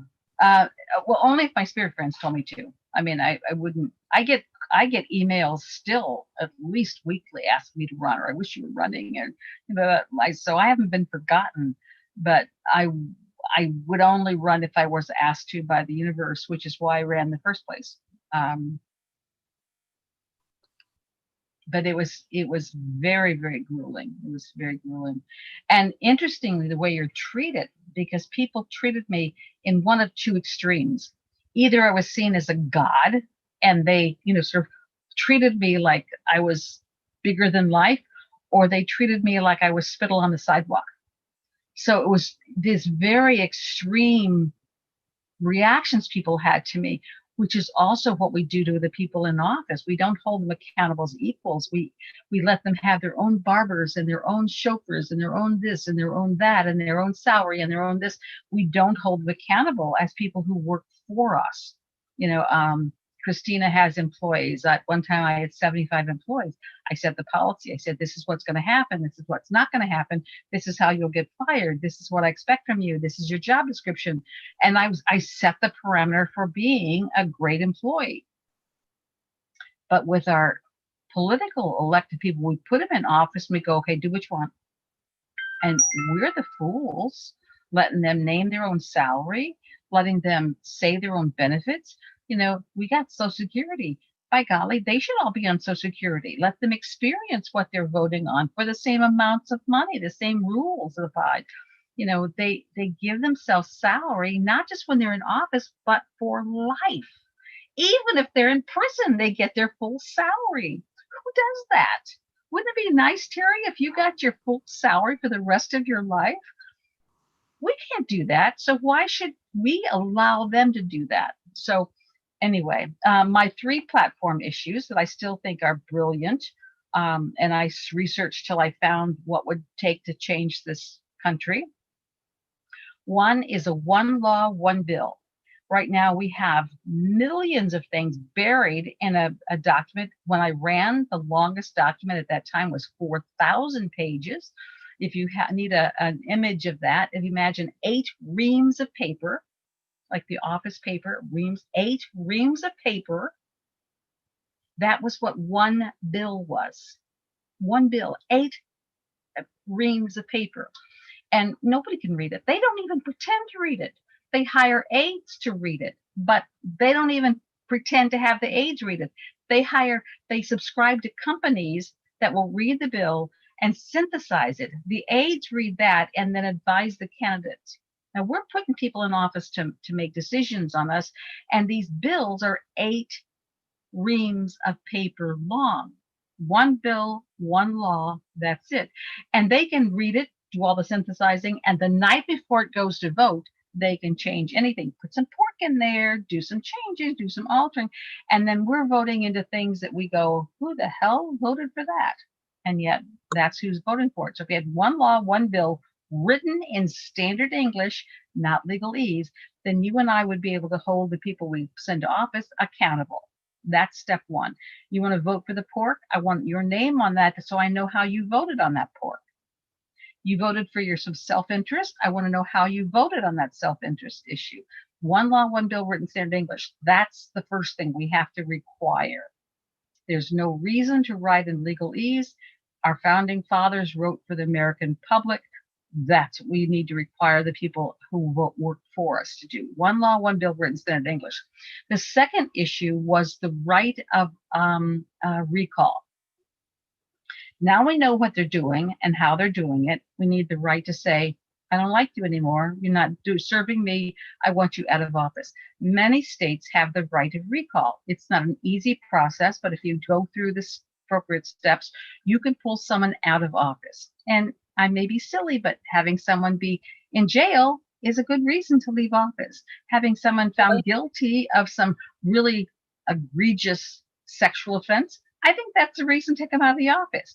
But right now, unless they say they're going to leave office, we don't have a say in it. And we ought to have the right to say, I put him in there, and by golly, I can take him out. I mean, even parents say that. I gave you life, I can take it away from you. And so that's number 2, the right of recall. And the third thing is the issue of a referendum. Again, many, many states have referendums, very easy to do. So if we have an issue like term limitations or your retirement package or your salary, that we think we want to vote directly on that. It wasn't possible when the founding fathers put this country together. There was not the communication or the transportation. It took them 2 weeks to go, and that was just a little 13 colonies to go from one place to from Washington D.C. to Thomas Jefferson's Monticello was a 2-week journey by horseback. They couldn't vote directly on all these issues, but that's not the case now. A national referendum would allow us to speak directly to an issue that we think is important. And so not an easy process. We don't want to be inundated with silly little frivolous things, but by golly, the important things we ought to be able to work toward getting on the ballot directly, and that we can say directly about how it works. So those are my 3 platform issues. I still think they're brilliant, and I'm sticking by it. Thank you, Jennifer. And I'd love. I was told, and I'm keep intending to do this, but I needed to start an organization called the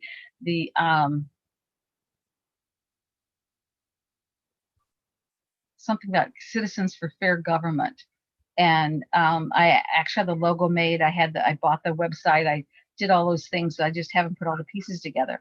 But becoming a citizens action group for bringing about fairness in our government, and I still may do that, but I haven't done it today. If any of you want to facilitate that, help me with that, either on Zoom or anybody out there in the ethers that feels drawn to help me, please feel free. But that's what it's going to take, where we have a say in this process that we can override or negate the political parties we send into Washington, who are unfortunately very much often working for their own agenda and not for the will of the people. And the people we send to Washington by design had 2 very distinct roles. Representatives, the House of Representatives, represent the people. It's why it's based on population. It's why the boundaries are drawn up. They are mandated to represent the will of the people, what's good for the people. And then the Senate, the senators, 2 for each state, were mandated to look out for the interests of the states. Your senator is not there to look out after your well-being. It's looking out at the state's well-being. And so they had 2 different roles, and hopefully the 2 of them working together would create the best country. No one foresaw the kind of political interests and PACs and crap that's come up since then. We just love them. What is it? Citizen activate. What was it? Protection activation? No, it was Totally missed it. So she's asking. Okay, hold a second. Entertain them, Stacie. I'm going to go to my thing. So entertain them. Okay, I'm going to entertain you. Yes. Say something profound. Say something. I'm giving. I didn't say sing. Just continue the conversation. This is my ISIS pen. If you go to Egypt with us in February, you can buy your own ISIS pen. Citizen reform. There you go. So I put citizens together that kind of, what's the word? Keep the government accountable. It's like the overlookers, the protection, the guidance. It's to me, it's almost like a prayer circle that keeps our government in check. That's how I would put it into my words. But also, years and years ago, Mom started Association of Universal Light Volunteers, which is AULV. And we were going strong until I ran for president. Yeah. Yeah, no, yes, Esme, I think you heard that properly. But it's about standing up together in action. It's like why we are so powerful in numbers. It's why the voting is pretty epic, because it's our numbers that make us so powerful. And together we create everything. So we do have the choice. We do have the ability to make changes. We just have to stand up and every voice be heard. One thing I will point out there as I'm entertaining you, if you haven't made, If you haven't made up your mind, feel free to reach out to Heather or I individually and go. There's one thing I think that hasn't been, I watched part of the debates and then I just couldn't do it anymore. It just didn't feel in alignment to my body. I already know who I'm supporting, but one thing I think is good to know is that Biden had said that he wants to keep the full lockdown, and it will be in full lockdown until the vaccine is ready. So just a thought, if you want to stay in lockdown and have to be vaccinated, then Stacie, don't try to manipulate people's thoughts. Most people have decided who they're voting for and how they're voting. That's not our job. You can welcome to tell people how you're voting, but you don't want to, because then you're drawing in karma from them. You don't want to do that. okay. All I'm saying is there's a video that has him saying those words. We already know where Trump stands because we're in the current situation. But I just think it's important to know that, because when I saw the video clip of it, I was like, oh, wow. And I think that it is good to know, personally. Very good to know, but you don't want to, I'm not finding it, unfortunately. So, and I have thousands and thousands of files, so. Okay. Well, someone said laughing face. Yeah. So anyways, I just think it's important to know. I think when I saw that video clip, I was like, oh, I had no idea, because you don't really hear them always talking about the real issues. So it's like Concerned Citizens for Government Fairness, I think. It's okay. Was the name. I've got this really lovely logo that I had created and everything. So I remember when you were doing that. I helped vote on the logos. You're one of my brain trusts. I think it's Concerned Citizens for Government Fairness. Does anybody have any questions?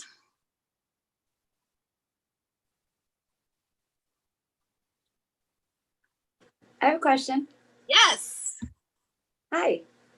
Hello, Smile. Hey. Okay, so it's more of it's a question. What can we be hopeful for the next coming months? For what divine will to be done. Divine will be done swiftly, cleanly, and correctly. Nobody can see the biggest picture. You just have to trust that what's happening is according to divine will. That's why we're all here. If you read Many Were Called, you know that's one of my favorite phrases. Divine will be done. The divine plan is perfect. I don't know the divine plan, but I know that just like when I was that second grader changing schools, nobody can overdo God. So if God wants something, we're just going to be there on that God's team and support it. So I'd say don't look and don't try to manifest the process, which is what's uncovering. We want the end, divine will to be done. That's manifesting the goal and not the process. It's the what, but not the how. I don't know how it's going to happen. We can happen in a zillion ways. I'm now seeing John Kennedy's assassination being a wonderful trigger for waking up the people. We'd had corruption before that, but nobody could believe that Kennedy was killed, and that the story they were feeding us about this magic bullet that turned the corner 14 times was the story. And that was the first time people started openly questioning what the government did. So John Kennedy, his assassination may not have been fun for anybody, but it was part of divine will. I'm absolutely certain of it.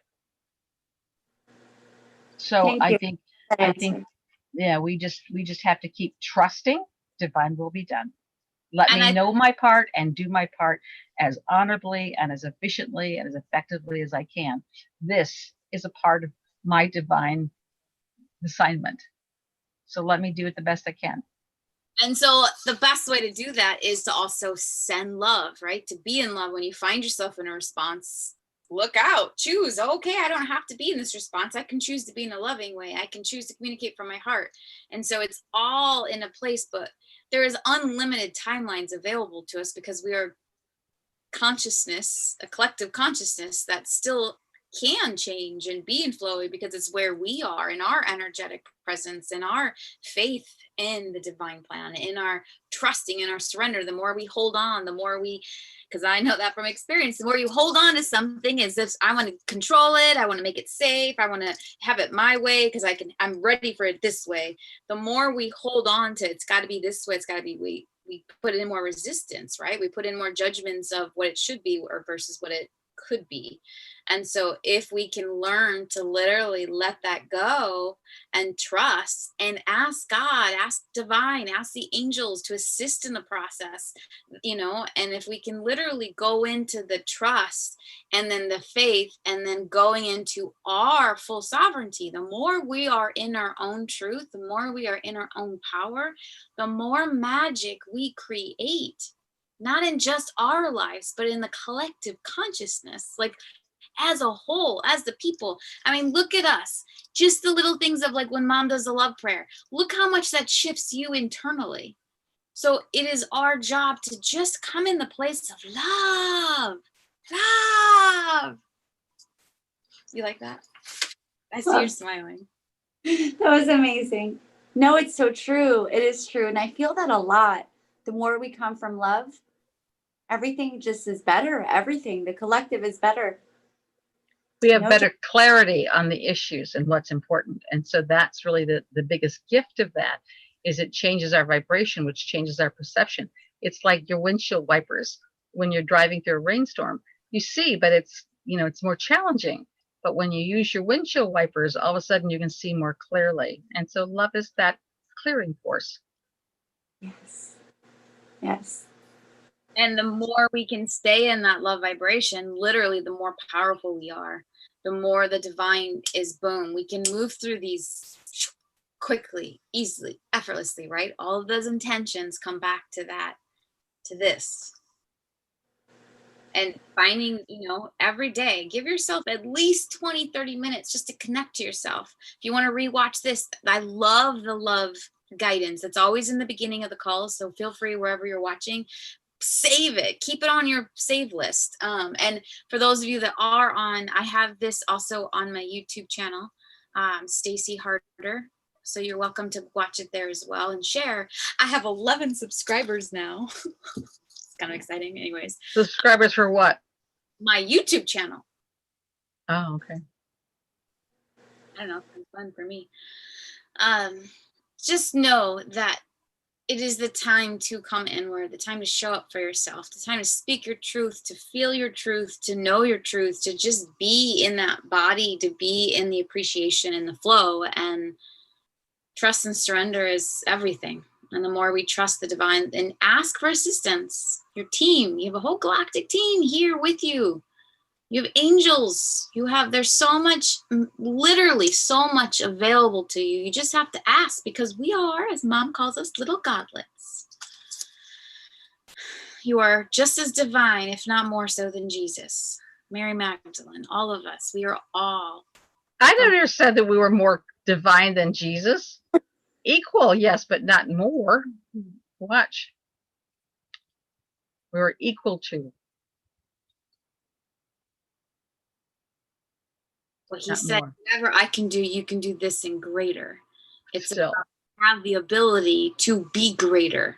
To me, that means you can be more divine than he is. It's just a choice. He's just showing you in this form so you can actually take it. That's why he had to go through the death process, because if he just came back alive in the cross, they wouldn't think he's dead. So it's all perfect. But I think Jesus, that was a big time for this moment. I think that was setting the stage for now. Okay. Just don't subscribe that. Don't make that part of what I've said. I said you call us godlets. I'll just stop. I do. I agree. We're little godlets. That's what I said that you said. Okay. I'm still looking through that stuff and I'm not finding it, which really disappoints me, because I wanted to show it to you, but I have hundreds and hundreds of files, not hundreds, thousands and thousands of files. Well, if you have a MacBook, you could just put in your search and then it would just bring up everything with that title. PC does that too, but you've got to remember what you call it. That's the challenge. Well, it's obviously not meant And to I, be. and I have a very creative way of labeling these different things. And so it's somewhere. Oh, well. I'm excited to vote. Do. And the other thing that I was going to say too, but voting allows you to have your energy in the game. You have a dog in the game, as they say, a dog in the fight. But if you make a contribution to your candidate of choice, that's also extremely powerful. Now you have a greater accountability from that candidate. Trump's the first person that I've ever donated to from a political campaign at that level. I've donated to lesser positions, but I always figured at the presidential level, they don't need me. But I did contribute a very sacred number into Trump's campaign. So How do you know which site to go to? I feel like there's just so many ads and believe me, just put the intention out there, and all those things that listen to you will start sending you things. But open up any of the Trump support kind of things, and it'll tell you where to make a contribution, or Google it. Although with Google, they may not give you the right answer because they don't want to vote for Trump. And if you haven't seen Trump's new ad for this election, is really powerful. I'll be happy to email you a copy. Facebook took it down, so it's no longer available. But it's a really cool ad. It's not politically jazzed at all. So if you want it, just email me and I'll send it to you. Thank you. Yeah, I love his ad. They're about everything but politics. I mean, the politicians are in there, but it's so much deeper. Well, I was in awe when there was a video of him flying over one of his events coming in, and just seeing the people and the crowds and the thousands, and just like as he's flying in over this field, I was like, wow. And it's kind of what you were saying, Jennifer, like it had such a light and such a love and such a unity that I was like, whoa, I got chills. It was just like, isn't that incredible? Just, yeah, we're witnessing something amazing right now. Yeah. Well, for me, I have not ever intentionally gone to any kind of event for a presidential candidate. And I'm thinking, why didn't I? I was in New Hampshire. I met many of the presidential candidates, including ones that became president. But I never thought about seeking it out energetically. And now I recognize the power of presence. So I'm living my life differently at this point in time. what do you suggest, because of the election situation and because the news media, if those of us that have consciously chose to not stick into that programming of TV programming, how do you suggest watching the unfolding in an honest way? Well, you can watch media if you want to watch it. Just bubble it with light so that you recognize truth, and then you'll see the distortion, the biasness of the reporting, and that's really what you want to do. As I said in Perfect Power and Consciousness, bless the news and the newsmakers, for they shall perish from this planet. And I think that they're certainly losing their influence now because people see how biased it is. And I think in that they have less influence over the masses. But you can still watch it. You just don't watch it as truth. When I was growing up, you watched Edward R. Murrow with a reverence that, if he was saying it, it was important and it was honest, but not so much anymore. The newsmakers are very entertainers. They're not truth sharers. Someone's Did we lose Terry? Hi, Terry. Someone's asking, is the Hunter Biden laptop real? Oh, yeah.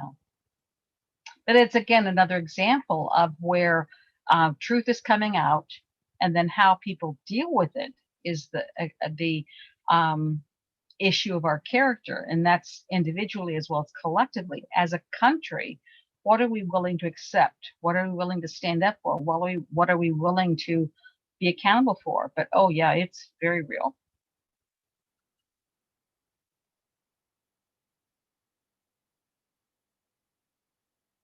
Yeah. And I think the more we ask protection, guidance, and to know truth.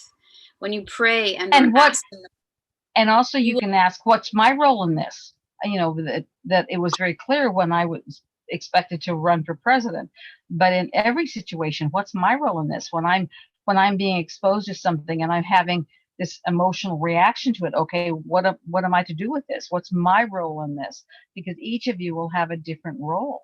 The fact that Jennifer had this very strong reaction to her process.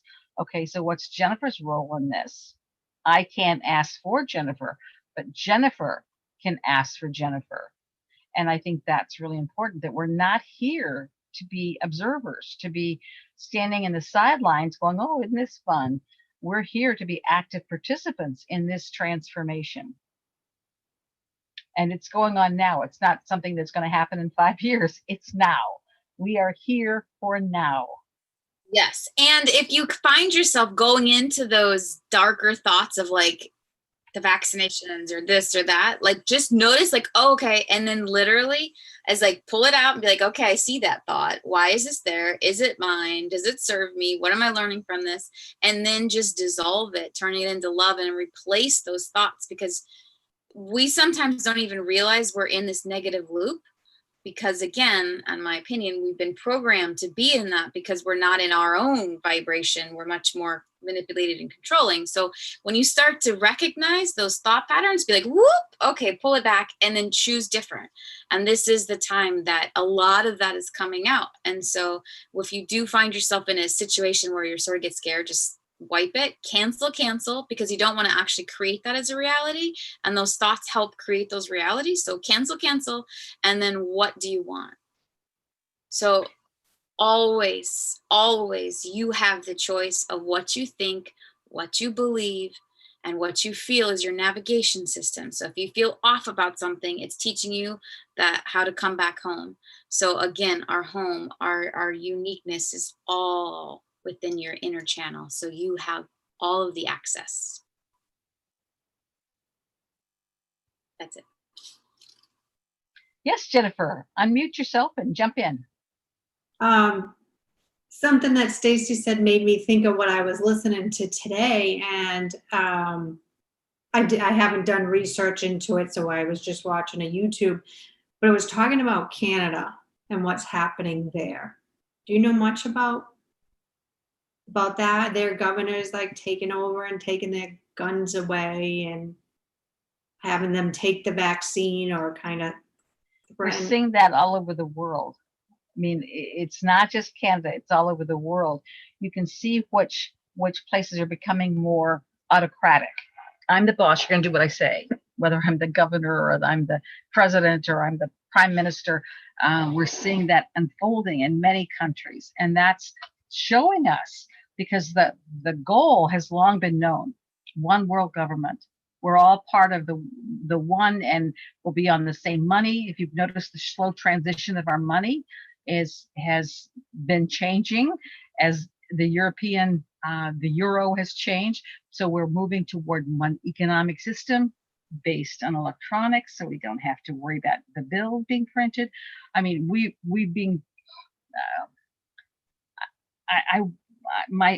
when I was a child, I spent a lot of time in my uncle's farms, and it was really fascinating. But when they were branding or doing whatever, they'd herd the animals until they got in a line that would go through the stall to get the shot or to get the bath or whatever they were doing. But they would start very wide open, but then just keep herding them into a narrow space to go through the gate or go through whatever it was. And that's really what's happening on the world plane for humanity. We all start out very different and scattered, but over time, we're getting more and more herded into a obedient line. Do it this way.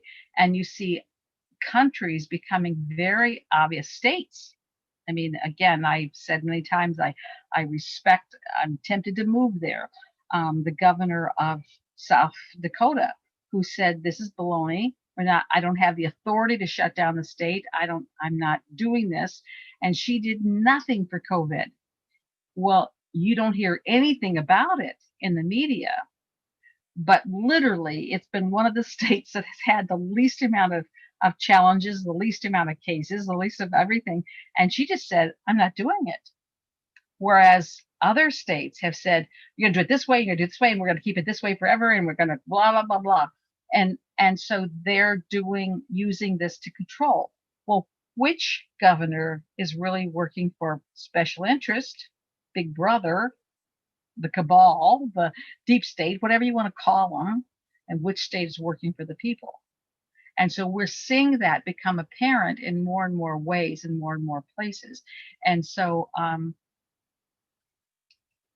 anything that's trying to get you to in that herd mentality, that herd mindset, is not working in your best interest, because this country is based on diversity and uniqueness. Yeah. And there was a question that says, do you have to be in your higher dimension to do that? And I just wanted to verbalize that because I think that's a really good question. And I'm pretty sure that's going to what I was talking about. And I said, no, you do it in every now moment you can. And I believe our true divinity is within ourselves. The more we are connected to our internal guidance system and our inner everything, when you have friends with your mind, you know your body, and then you know your internal, to me, your emotions are our navigation system. We always feel truth. We know it's that internal. If you start to tap into those feelings that you get, what is it feeling? What's it showing up? You'll start to really understand how our body works. But to me, that's how we get to the higher vibration, is the more you can tap in, tune in, turn on that inside part, is the more activated you are. The more activated you are in that higher crystalline state, is the more conscious you become. And I do believe that our innerness is how we show up for God. It's how we literally activate the godness within us, the divinity, the source, the all that is.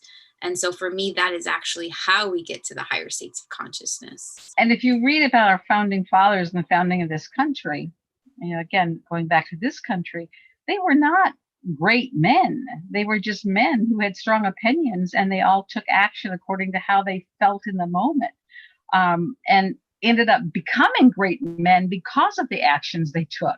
We honor them now because they took action. Thomas Paine, his little booklet on common sense, at the time, he was just doing what he felt the need to do.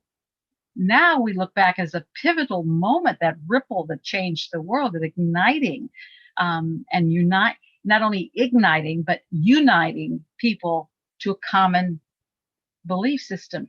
And so the same thing with us. We don't know who and what has got the little pivotal nuggets in that now, but it may be you. And so you take action whenever you feel the need to act. You be authentic, you be in your truth every moment of the time, and let the chips fall where they may. Christine, I saw your hand start to go up. So what's your question? It's nice to see your face, by the way. Thanks. Had to show it out of respect. Oh, thank you. I like that. Of course. Do you think that, and I don't mean to be negative at all, but do you think that our country will start to split, that there will be more controlled areas? I mean, it already is, but do you think that we will almost lose states to a very strict tyrannical situations? All right. My belief is that we're going to see a lot of that division occurring until the inauguration January 20th. And then whatever happens January 20th, we're going to see a dramatic shift. If it's one candidate, we're going to see a lot of immediate lockdowns and you must and mandates, and everybody's going to, and we're going to see a lot of loss of freedoms. If it's the other candidate that wins, then we're going to see a lot of, okay, let me show you my guns. Let me change this. And we're going to see a lot of the lifting of the stuff, but it's going to be extreme and sudden and abrupt come after the inauguration. And that means like the truth unveiling? I don't know that we're going to see the truth unveiling because we're still a long way from it.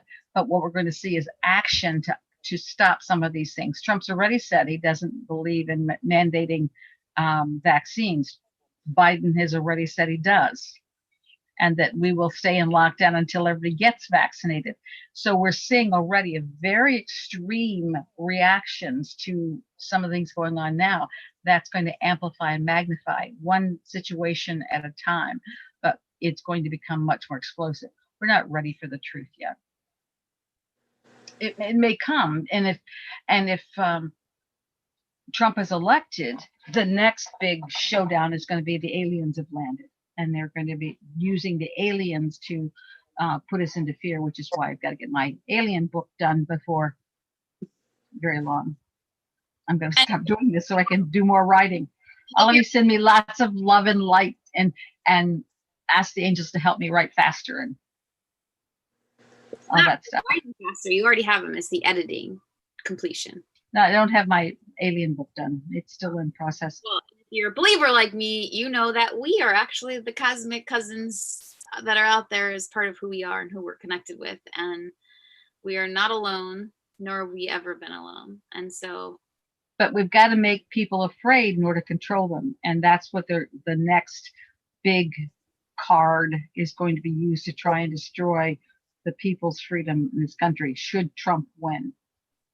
So they're going to introduce aliens and everyone's going to run into the house? Well, if you what was the Orson Welles movie? Orson Welles did a movie. It was actually a radio play, and he says in the beginning, "This is a radio play," but it was about the day. I think the day the Earth stood still, or something like that. Mm-hmm, and anyway, there's a movie about it, so watch the movie. But people tuned in on it, and they tuned in late. They didn't realize it was a radio thing, so they really thought the aliens had landed and these things were taking place. And it was just this mass hysteria that was created, and it was way beyond what people could imagine. And even though they kept saying this is a radio show, it was how the world was impacted by that. Well, that using that as the way to manipulate people to make them more controllable. You got to do this because otherwise the aliens are going to get you. Like anybody knows too. Like they know. Like they've experienced. They're human beings too. You know, we are the first, we have started, and Trump started it, a space. We have Army, Navy, Marines. Now we have a space command that's based in our military format. I mean, we really have them. And so that's going to continue to grow. And there is, with the aliens, just like on humanity, there are the good guys and there are the not so good guys. And the same thing with the aliens. And so having awareness, having defenses is not a bad thing. It's just if you use that to control and manipulate, then that's counterproductive. But that could be the next thing that's done. What a time. What a time to be alive. Welcome to Earth. Wow. Nice to meet you. Yep. So funny. And that's what we're here for, to give each other courage, to stand in our truth, to be in our truth, to not be manipulated by those that wish to manipulate us. Alicia, you've been very quiet. You're muted. Can you unmute yourself? I am unmuted. Okay. Yay. I've just been taking it all in because I know I am here for a reason, and I've been working behind the scenes on a lot of the political stuff that has been going on in regards to housing providers. And I was introduced to Trump's ways many, probably about 25 years ago. So I've been following his patterns, and he has stayed true to patterns the whole time. He has not ever changed. So it's very interesting for me to hear all this and not, because it's like coming to pass, and I'm doing what I need to do. So sometimes I'm not here on Thursday nights, and that's why. But yeah, there is a lot of things going on. So and if we could see it all, we would be distracted by it all. It's like you see me sometimes closing my eyes so I can be real much more aware and connected with my spiritual forces. The same thing. There's so much going on the planet. We just have to not be aware of all of it because we couldn't handle it. It's too much input. And so you have to trust that if you don't know about it, it is important. You don't need to listen to someone. Getting people to see and realize some of the things that are going to happen that are going to affect them. They just don't, they aren't, like you said, they aren't ready for it. Yeah. I mean, just one of the things, if they pass this stimulus package, one of the things for housing providers is they can't collect rent for 12 months.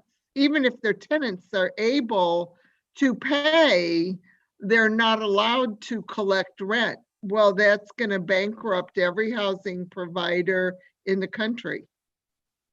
Well, let me add one piece to that, because we're seeing all this propaganda for the tiny house movement. Oh, how wonderful we've got this. Look how wonderful we can live in 350 square feet, and look at this. And we're getting all this propaganda at every level. Well, with this UN Agenda 21 and Agenda 30, they're moving the population into these little units. That's part of their plan. And so they're getting people ready to go, oh, I can live in 1,000 square feet or 350 square feet or whatever it is. That's part of the thing. So if I can get rid of all the people who own housing, I now have the ability to control not only rent subsidies, but I can control living subsidies. And we're seeing it's much bigger and much more devious than you can imagine. But it doesn't matter, because if you're calling in divine will to be done, calling in truth, protection, and guidance, then you'll know what you need to know, and do what you need to do, and be in peace with that process. Yes, I found it very interesting because I invest in South Bend by Notre Dame. Well, Buttigieg was mayor for many years, and he's actually a Marxist. His father was a Marxist professor at Notre Dame. And so on their city master plan, they had one property management company for the whole city. That was their master plan, and that was the city. So they've been planning all these little areas to get to the bigger ones. And national housing, the Democrats been looking at national housing for several years. So yeah, we're doing our best. and notice how it's working too, that we elect these people to make these decisions, but what they're doing is setting up these committees or these councils who are making the decision. So this housing thing are not our elected officials that we put into office to make decisions. They have now relegated to non-elected officials making decisions, and that's happening in lots and lots of ways, in lots and lots of places, and lots of different areas of our life, and that has to be stopped. We don't want this council making the decision. And it sounds so silly and so petty, but it's extremely important that non-elected officials cannot determine our future. That's why we elect them. But divine will be done. Lots of luck to all these people who are trying to manipulate. At least in Indiana, from what I've heard, working with the State House before they got back there yet, is they're going to take the executive powers away from the governor because he's had them way too long. They're going to limit it to 30 days forever and ever. Amen. Yeah. And so again, things are happening at so many different levels, so many different ways, and they will make your skin crawl. But I do recommend that you look at YouTube has plenty of YouTubes about it. The UN Agenda 21 and Agenda 30, they're on the books, their history, they are there, and they are being implemented in little increments, and we are going to be controlled by them. Love and light, Yeah, divine will be done. No, that's why we have exactly. Trump. You what? That's why we have Trump. He's here to serve the betterment of humanity, in my opinion. But Trump has limits as well. It's again, we wouldn't know this if Alicia hadn't been active in her local government. She wouldn't know this if she wasn't being out there, being a part of these things before even they're being passed. So it really takes all of us to get involved at every level we're being guided to do, because it's not just stopping one thing. President Trump is limited to federal powers. He cannot impact state. And when he's tried, he's been stopped abruptly. When he was trying to bring in national troops to stop the riots, the cities and states said, no, we want the riots going on. It served their agenda. It served their narrative. And so it's why being active, being a candidate, being informed at every level is so very important. And once you're spiritually connected and you trust that communication channel you have, you'll get whatever information you need. Do I get everything? No, I don't need it. So I don't want to clutter my mind with things that aren't important, but I get what I need to share with those who are ready. But thank you for adding that. It's enough to make your skin crawl. Yeah, I agree. But it's also important to truths that we can talk about these things. Yeah, I do Airbnb. Could we lose there, Mava? I do Airbnb in my home. And as of November 20th, Airbnb is requiring me to wear a mask in my home. Now, I'm not sure how I'm going to react to that.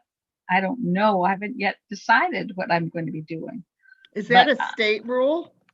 It's No, an it's a Airbnb rule. Airbnb is like the little, somebody who's coming to Crown Point and wants a place to stay, they can rent my bedroom. And so they stay in my home. And so Airbnb has now implemented a policy that as of November 20th, if I have people in my home, I have to wear a mask. So, and I'm not fond of wearing masks when I'm out in the world, let alone when I'm in my home. So I'm not sure how I'm going to react to that. And I haven't received any specific guidance on that. So I'm just sort of in the... You have a medical exemption. You have a medical exemption. They're not allowed to ask you what it is. Well, I with Airbnb, I'm not sure because it's a service they provide. So it, who knows? But anyway, that's my current thing that I just learned a few days ago. So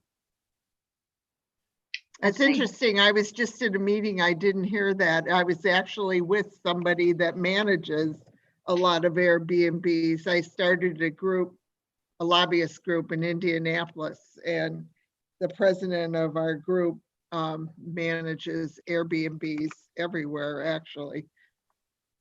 Well, I have a 4-bedroom home, and I do Airbnb in 2 of the bedrooms. So that's my extent of management, but it's been very interesting. And now with this new mandate, and I have to sign this thing saying I'm going to abide by it. So I don't know what I'm doing yet. So I may not do an Airbnb after November 20th. So you're talking, Christina, but you're muted. So I don't know. There are other sites besides disagree. Airbnb. I've had a really good go with Airbnb though. So I don't know. Like I say, I'm in the listening stage. What, Christina? No, it's interesting. It's an interesting story. And you're like, So, I'm waiting for guidance. It'll be what you just feel like doing. You'll decide. yeah. You'll just. And it'll be right at whatever I do, because I can do no wrong. This is my life, and I can make decisions in any way. So whatever it is, it is. But I do want to talk to you, Alicia, because I am getting guidance for something that I think you can be very helpful for me with. So Anytime. Okay, then I will give you a ring-a-dingy at some point in time. Okay. Okay. Anybody else have any questions? We've been on the call now 3 hours. Oh my goodness, how quickly time flies when you're having fun. So, Jennifer, you want to? I know she's got to unmute herself.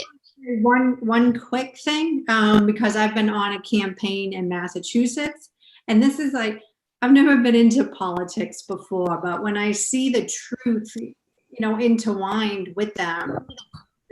So his slogan is truth, freedom, and health.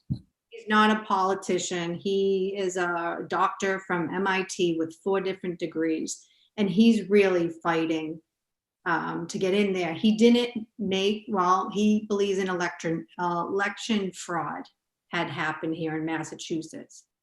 So he's really fighting just to let people know that there's election fraud going on. There's a fabulous book called Vote Scam, and I highly recommend you read it. It's powerful. Vote Scam. And yes, it's been going on for a long time, which is why you hear me bubbling the polls and bubbling the machines and asking them to be divinely protected, because it's so easy. It's so easy to manipulate them. Yeah. IBM was the company that was first hired to evade the voting machines, and they looked at the process and said, it is so wrought with deception, we want nothing to do with it. The truest ballot you can have is a paper ballot cast in a box, but these electronic votes are just so vulnerable. So we ask the angels to protect them. Bubbles, light, call in the angels to be with them. We can do that. And so if this guy is a guy you support, call him up and say, I've got 3 hours a day. I can help you. How can I help you? What can I do to serve you? And then whenever you're thinking about sending lots and lots and lots of, I'm getting an email right now about the new community standards for Airbnb. Anyway, and then hold him in the light, see his path cleared, and ask divine will be done, and just whatever. Yeah, I have a feeling that if he doesn't become Massachusetts State Senate, I think he has a higher purpose. So if anybody wants to check him out, his name is Dr. Shiva, and he's all over YouTube. And people from around the world are reaching out to him as well. I just wanted to. But, by calling him and letting him know that you're there to support him and help him with his campaign, anything that you can do to help pass out brochures, work the polls, he's going to know you, and you're going to be having a much more energetic impact on his campaign.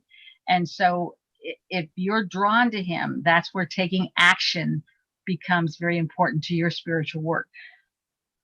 Yes. I'd never been involved with politics until I ran for president.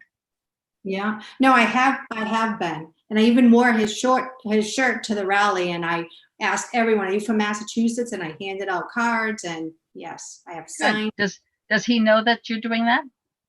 Yeah, he meets us at rallies. Okay. No one's paid, and he's got quite the following. Yeah. Good. I'll look him up on YouTube, but I've never heard of him. Great. Divine will be done. Mm-hmm. Amen.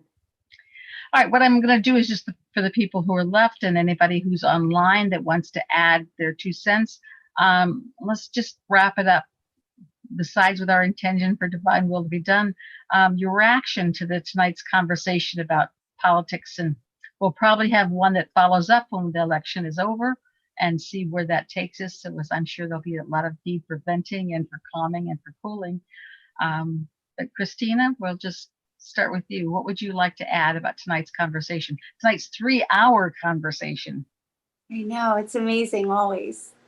What would I like to add? I'm just so hopeful, and I believe in us. And because of you, Heather, and Stacie, and all the ladies that are here, I just feel so hopeful. I trust, I believe, I really do. I believe that that we are so loved and guided and protected. And I hope for everyone to feel this and to know And, this. and so what happens when someone attacks you for not wearing your mask? What are you going to do? Tell them my truth. And send them love. That's their I got reality. 7-Eleven for life the other day. You what? I got banned from 7-Eleven for life yesterday. That is a badge of honor. Congratulations. Thank you. Now, what you do with that is stand outside 7-Eleven, do a little YouTube clip about what it feels like to be banned from 7-Eleven forever because of, and just recount your experiences. No embellishing, no judgments, just, I may be the first person in history that's been banned for life out of 7-Eleven. And then share your story. Just like Alicia shared her story, and we're all going, wow, share your story.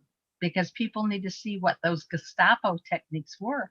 That, when they started making the Jews wear the yellow Star of David's, that was harmless to begin with, but it was also a mark. And the masks are also that mark. It doesn't help us medically in any level. Every credible doctor is saying it doesn't make any difference, but it does show who is willing to be herded and who isn't. Compliant. Right. And what is the example too? I love that when you talk about with Hitler, when he started doing the things, was the country that was close to them that they started going in, and every single person. It was Finland. First of all, what Hitler made people who were the unacceptables identify themselves. Jews had to wear this yellow armband, a yellow Star of David. But Finland, when they occupied Finland, everybody in the country put on this band. It wasn't just the Jews, everybody put it on. And Hitler just ignored them all because he couldn't take on the whole country. So Finland was one of the few countries that had no experience with it. It was like just ignored. So if we stand together, we're invincible. Thank you, Christina. And Jennifer, how about you? What would you like to share? Oh, I'd like to say thank you for having this talk tonight and for everybody holding this space. It felt good to get this out and express it. And yeah, in the end, I think it's just important that we all come back together and stop letting, they or whoever have a choice in our lives. We can stay together. We can stay peaceful. We can listen to each other in a reasonable way. And yeah. So thank you. This was great. My pleasure. Thank them. Again, I was kind of surprised when I'm saying, okay, we're just talking about politics tonight. It's like, really? Okay. So we just trust that we're being guided to share what needs to be shared, and we'll trust where the ripple goes, because we have, a known number of people who've been watching us on Instagram and Facebook. And so the ripple just continues to move out. And that's really the important part, is we just put our ripple in and trust it continues out. The projects we're working on are ripples. Make them count. Alicia, what would you like to add to our closing ceremony? I think I added a lot. I do. I was shocked how much there was. That was very helpful. I think that I would like to see more unity coming together of this country and everyone. I know that is our biggest problem. Well, that's our biggest issue with the housing providers, is getting them all to unite together for one cause. Yeah. So I would like to, that's my hope for the future. Do they have an organization now that unites them? We have several. There are local ones across the state. There is the state lobbying thing. And then I was just asked, oh, it's probably been a couple months now, to be on the national coalition. So it is, if it doesn't affect them personally, now if this package goes through, it's going to affect them personally. But if it doesn't affect them personally, they don't see a reason to get involved. Well, coalitions or organizations or associations are the best way of getting people to come together and work in unity. Right. And so being a part of that energy of that at the national level would be very powerful. You've got a real grounded, credible presence that people will trust. So let me encourage you to do that. But you're also very wise and will know what's best for you. Sometimes. Without a doubt. Yes. No, I don't doubt it. Sometimes it just leads me in places I would rather not go. Well, divinely perfect. But somebody's got to do it. Yep. Yep. And I'm glad you're there. Stacie, what would you like to add besides that my chair is squeaking? Sorry, my chair is squeaking. I just want to say thank you very much for being here and being a part of this. Thank you for being the love that you are, and that to have faith in the process and trust, and to, whenever we go into those thoughts of go back into the hopes and desires and the love and the protection and the prayer. And there's so much possibilities.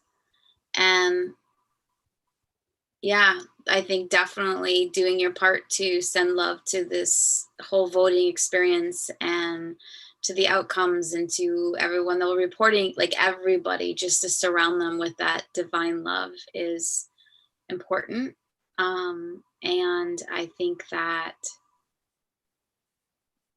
again, like, ask to know truth, really look at, do you want to be in a place where you have choices around the mask? Do you want to be in a place where you're going to be locked up until the vaccination comes up? It's a choice.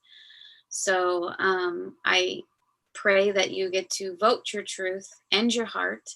And if you get upset with people who are in opposite opinion, I hope that you can find peace and acceptance and letting everybody be where they are in their truth, and that we can do our part.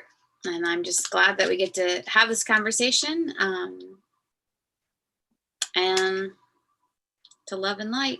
That's the other thing too, is if you don't know, like, go to some people that they definitely don't want you hearing. I mean, you can see in life, there's shutting a lot of people up and down and quiet, like Liz Cochran, who gets shut down. Like, okay, she was an amazing press secretary. She worked at the White House. She was, these are very high people in the world. Like, listen to what they have to say and then find your own truth. But I do suggest, if you're only watching the news, you're only watching that, then look in the opposite direction to find the truth. Or not, find both sides of the story and then find your truth. That's what I'm saying. If you've only listened to this side, if it's also, notice too, if it's keeping you in fear. If it's a fear dominant programming, then remember, then they're trying to control you. So look at who's putting you in fear and why, and follow the money. Who makes money by doing this? What is this benefit? Just start asking questions. I think that is one of the best things to do, is just ask questions. And then again, protection, guidance, and to know truth. And would you please look at, I'm sorry, I thought you're finished. Okay. Would you also look at the comments on the Instagram or Facebook and see if there's anything else there that needs to be inputted? Not yet. I mean, there's definitely comments of like this and the prayer hands and different stuff. So yeah. Okay. No words. No questions, like thank you. Yeah, those kind of things. Okay. Well, and then again, I'll have this on my Facebook feed shortly, and you can go back and listen to that first guided meditation again if you're so inclined. And until the elections are over, 6 o'clock Central Time, or whatever 6 o'clock your time is, we're just going to hold the polls and the counting and all those things in sacred energy. Divine will be done. It's a very, very important time on the planet, and every thought you think is significant for the outcome. We're here to make a difference. So input your energy. Yes. And I we might do, and again, mom's going to get mad at me for even verbalizing this, but I feel we should be doing a meditation, coming together that day and just doing a meditation together. To me sounds like that's something that would be very beneficial. So if you want to do that, let me know. But time and space is not. So it doesn't matter when you're doing it. We can still unify an intention. You don't have to physically clock in at a certain hour or show up at a certain space. When you're putting your energy into that mass, it can be from anywhere, anytime. And it doesn't have to be for a certain period of time. It can be just as powerful for 60 seconds than doing it for 45 minutes half-assed. So just follow your heart. If we're always feeling we've got to be part of a herd to make it work, then we're still being herded.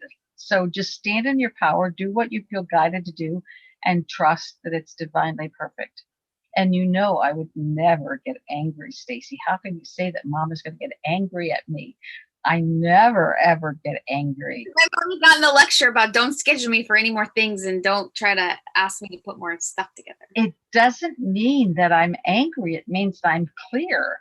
You have a way of announcing on this that I'm doing X, Y, and Z. And it's like, no. Let me schedule it first, because for you, it's just showing up. For me, there's a lot of energetic preparation involved. And so I want to get my books written. I don't want to necessarily let you overcommit me. So with that said, Heather, that you even think that ability is hilarious. We are doing a workshop on the 11th of November for the power, control, and healthy boundaries. And then we are getting a waiting list going for the next book writing class. They'll be limited to 10 people. And so if you want to be a part of the next one, do let me know. And then, of course, the Egypt trip is in process. So yes, Jennifer, you raised your hand. Does that mean something? I'm definitely. Hey! Yes, it's the ripple. Now that I know, and I might have one or two more people, but I'll let you know. Good. Thank you. That would be wonderful. It's really special. And it is definitely like doing the writing class. It's a showing up for myself in a way that I've never experienced before. And it's really powerful to be in that group, in that space together. So I highly recommend it. If you're feeling called that you're supposed to be sharing something, you don't even know what, it's okay. This will talk you through all of it. But I do feel it's important for so many of us light workers to put out that cosmic energy of what vibration is, so it can spread, it can do its magic, and we're all being called. So you don't have to be perfect. You don't have to be like mom and already have 18 million books done. You could just be like me. I mean, I do have this book though that I'm a co-author in, Getaway to Enlightened World, Collective Life Lessons Support Planetary Transformation. But it's showing up. It's pretty epic. The special stuff that comes out of the writing group is amazing. So thank you. Thank you. All right, with that, we're going to call it a close. 3.5 hours, I think, is enough cosmic conversation for one night. I know. So, want me to, I'm sorry, what, Christina? would you like me to quote you? This is God Bless America. Okay. And it was word for word. I took a lot of time to write this. It takes 2 seconds. Okay. So Heather said to us, God bless America. We were conceived as an example for the world. We were conceived as the only country in the world that aligns with divine free will. Our Constitution is magnificent. It hasn't been implemented accurately. It has been distorted and altered and transformed. So we are here to bring this country back to the divine order, We literally will be a domino for the planet. We really have a mission. We are not the shining example we could be right now, but that's being knocked away. It's not easy to be in it. It's not easy to see it, but we have to knock away the corruption in order to land it and send it love. It's not about hating the people who've done it. It's about loving them. We have so many founding fathers that are working with us. If you could see the spiritual help that's there working, it's amazing. I'm excited about being here at this time. It's amazing. Heather Harder. Boy, that's cool. I don't know if that's just handwritten, but I'd love you to take a picture and send it to me, because I'm going to put that as one of the epigraphs in one of the books that are coming up. Oh, you already sent it to? Oh, you typed it up? Oh, good. I posted on my Instagram so everyone else could see it. I gave you the credit and everything. Oh, wonderful. Well, feel free to send it to me, because that does sound good. I'm impressed. So, yes. And that's the other thing too. Go right now, all of us, we can ask our angels, we can ask our team, we can ask our guides to help support this whole entire process too. So we're even more galactically supported in the love and in the light, in the divine plan. And let's go into the magical world that we're about to create. Yeah. Okay. All right. Well, thank you for immortalizing my words. I appreciate that, Christina. It's an honor. I will look forward to seeing all of you here next week again. And then we'll be discussing the aftermath and what's going on. So be ready, and we'll see you next Thursday. And I'm working the polls all day, 6 to 6. I find out they don't give you lunch. They don't give you snacks. They don't give you anything to drink. So I've got to pack my lunch for the day. So when you're voting, recognizing those poll workers, and be really nice to them, because they're probably hungry. Yep. So anyway, love and light, and I wish you all success. And I'm so glad that you had a great experience with the Trump gathering, and let free divine will be done. Thank you. God bless America. Her and guide her through the night. I don't remember. With the light from above. With the light from above. What else?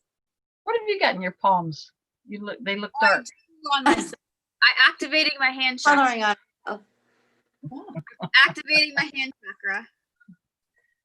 They were activated already. I know, okay. But I enjoy it.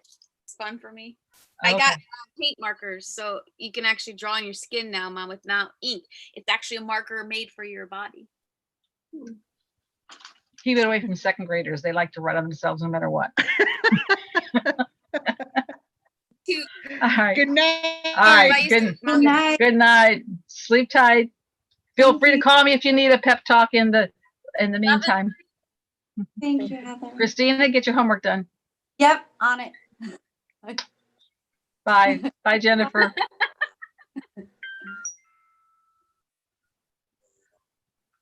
Love you all. Thank you, thank you, thank you. Feel free to go to stacieharder.com or go to heatherharder.com to find more information out, to get a hold of us, to book a session, to buy a book,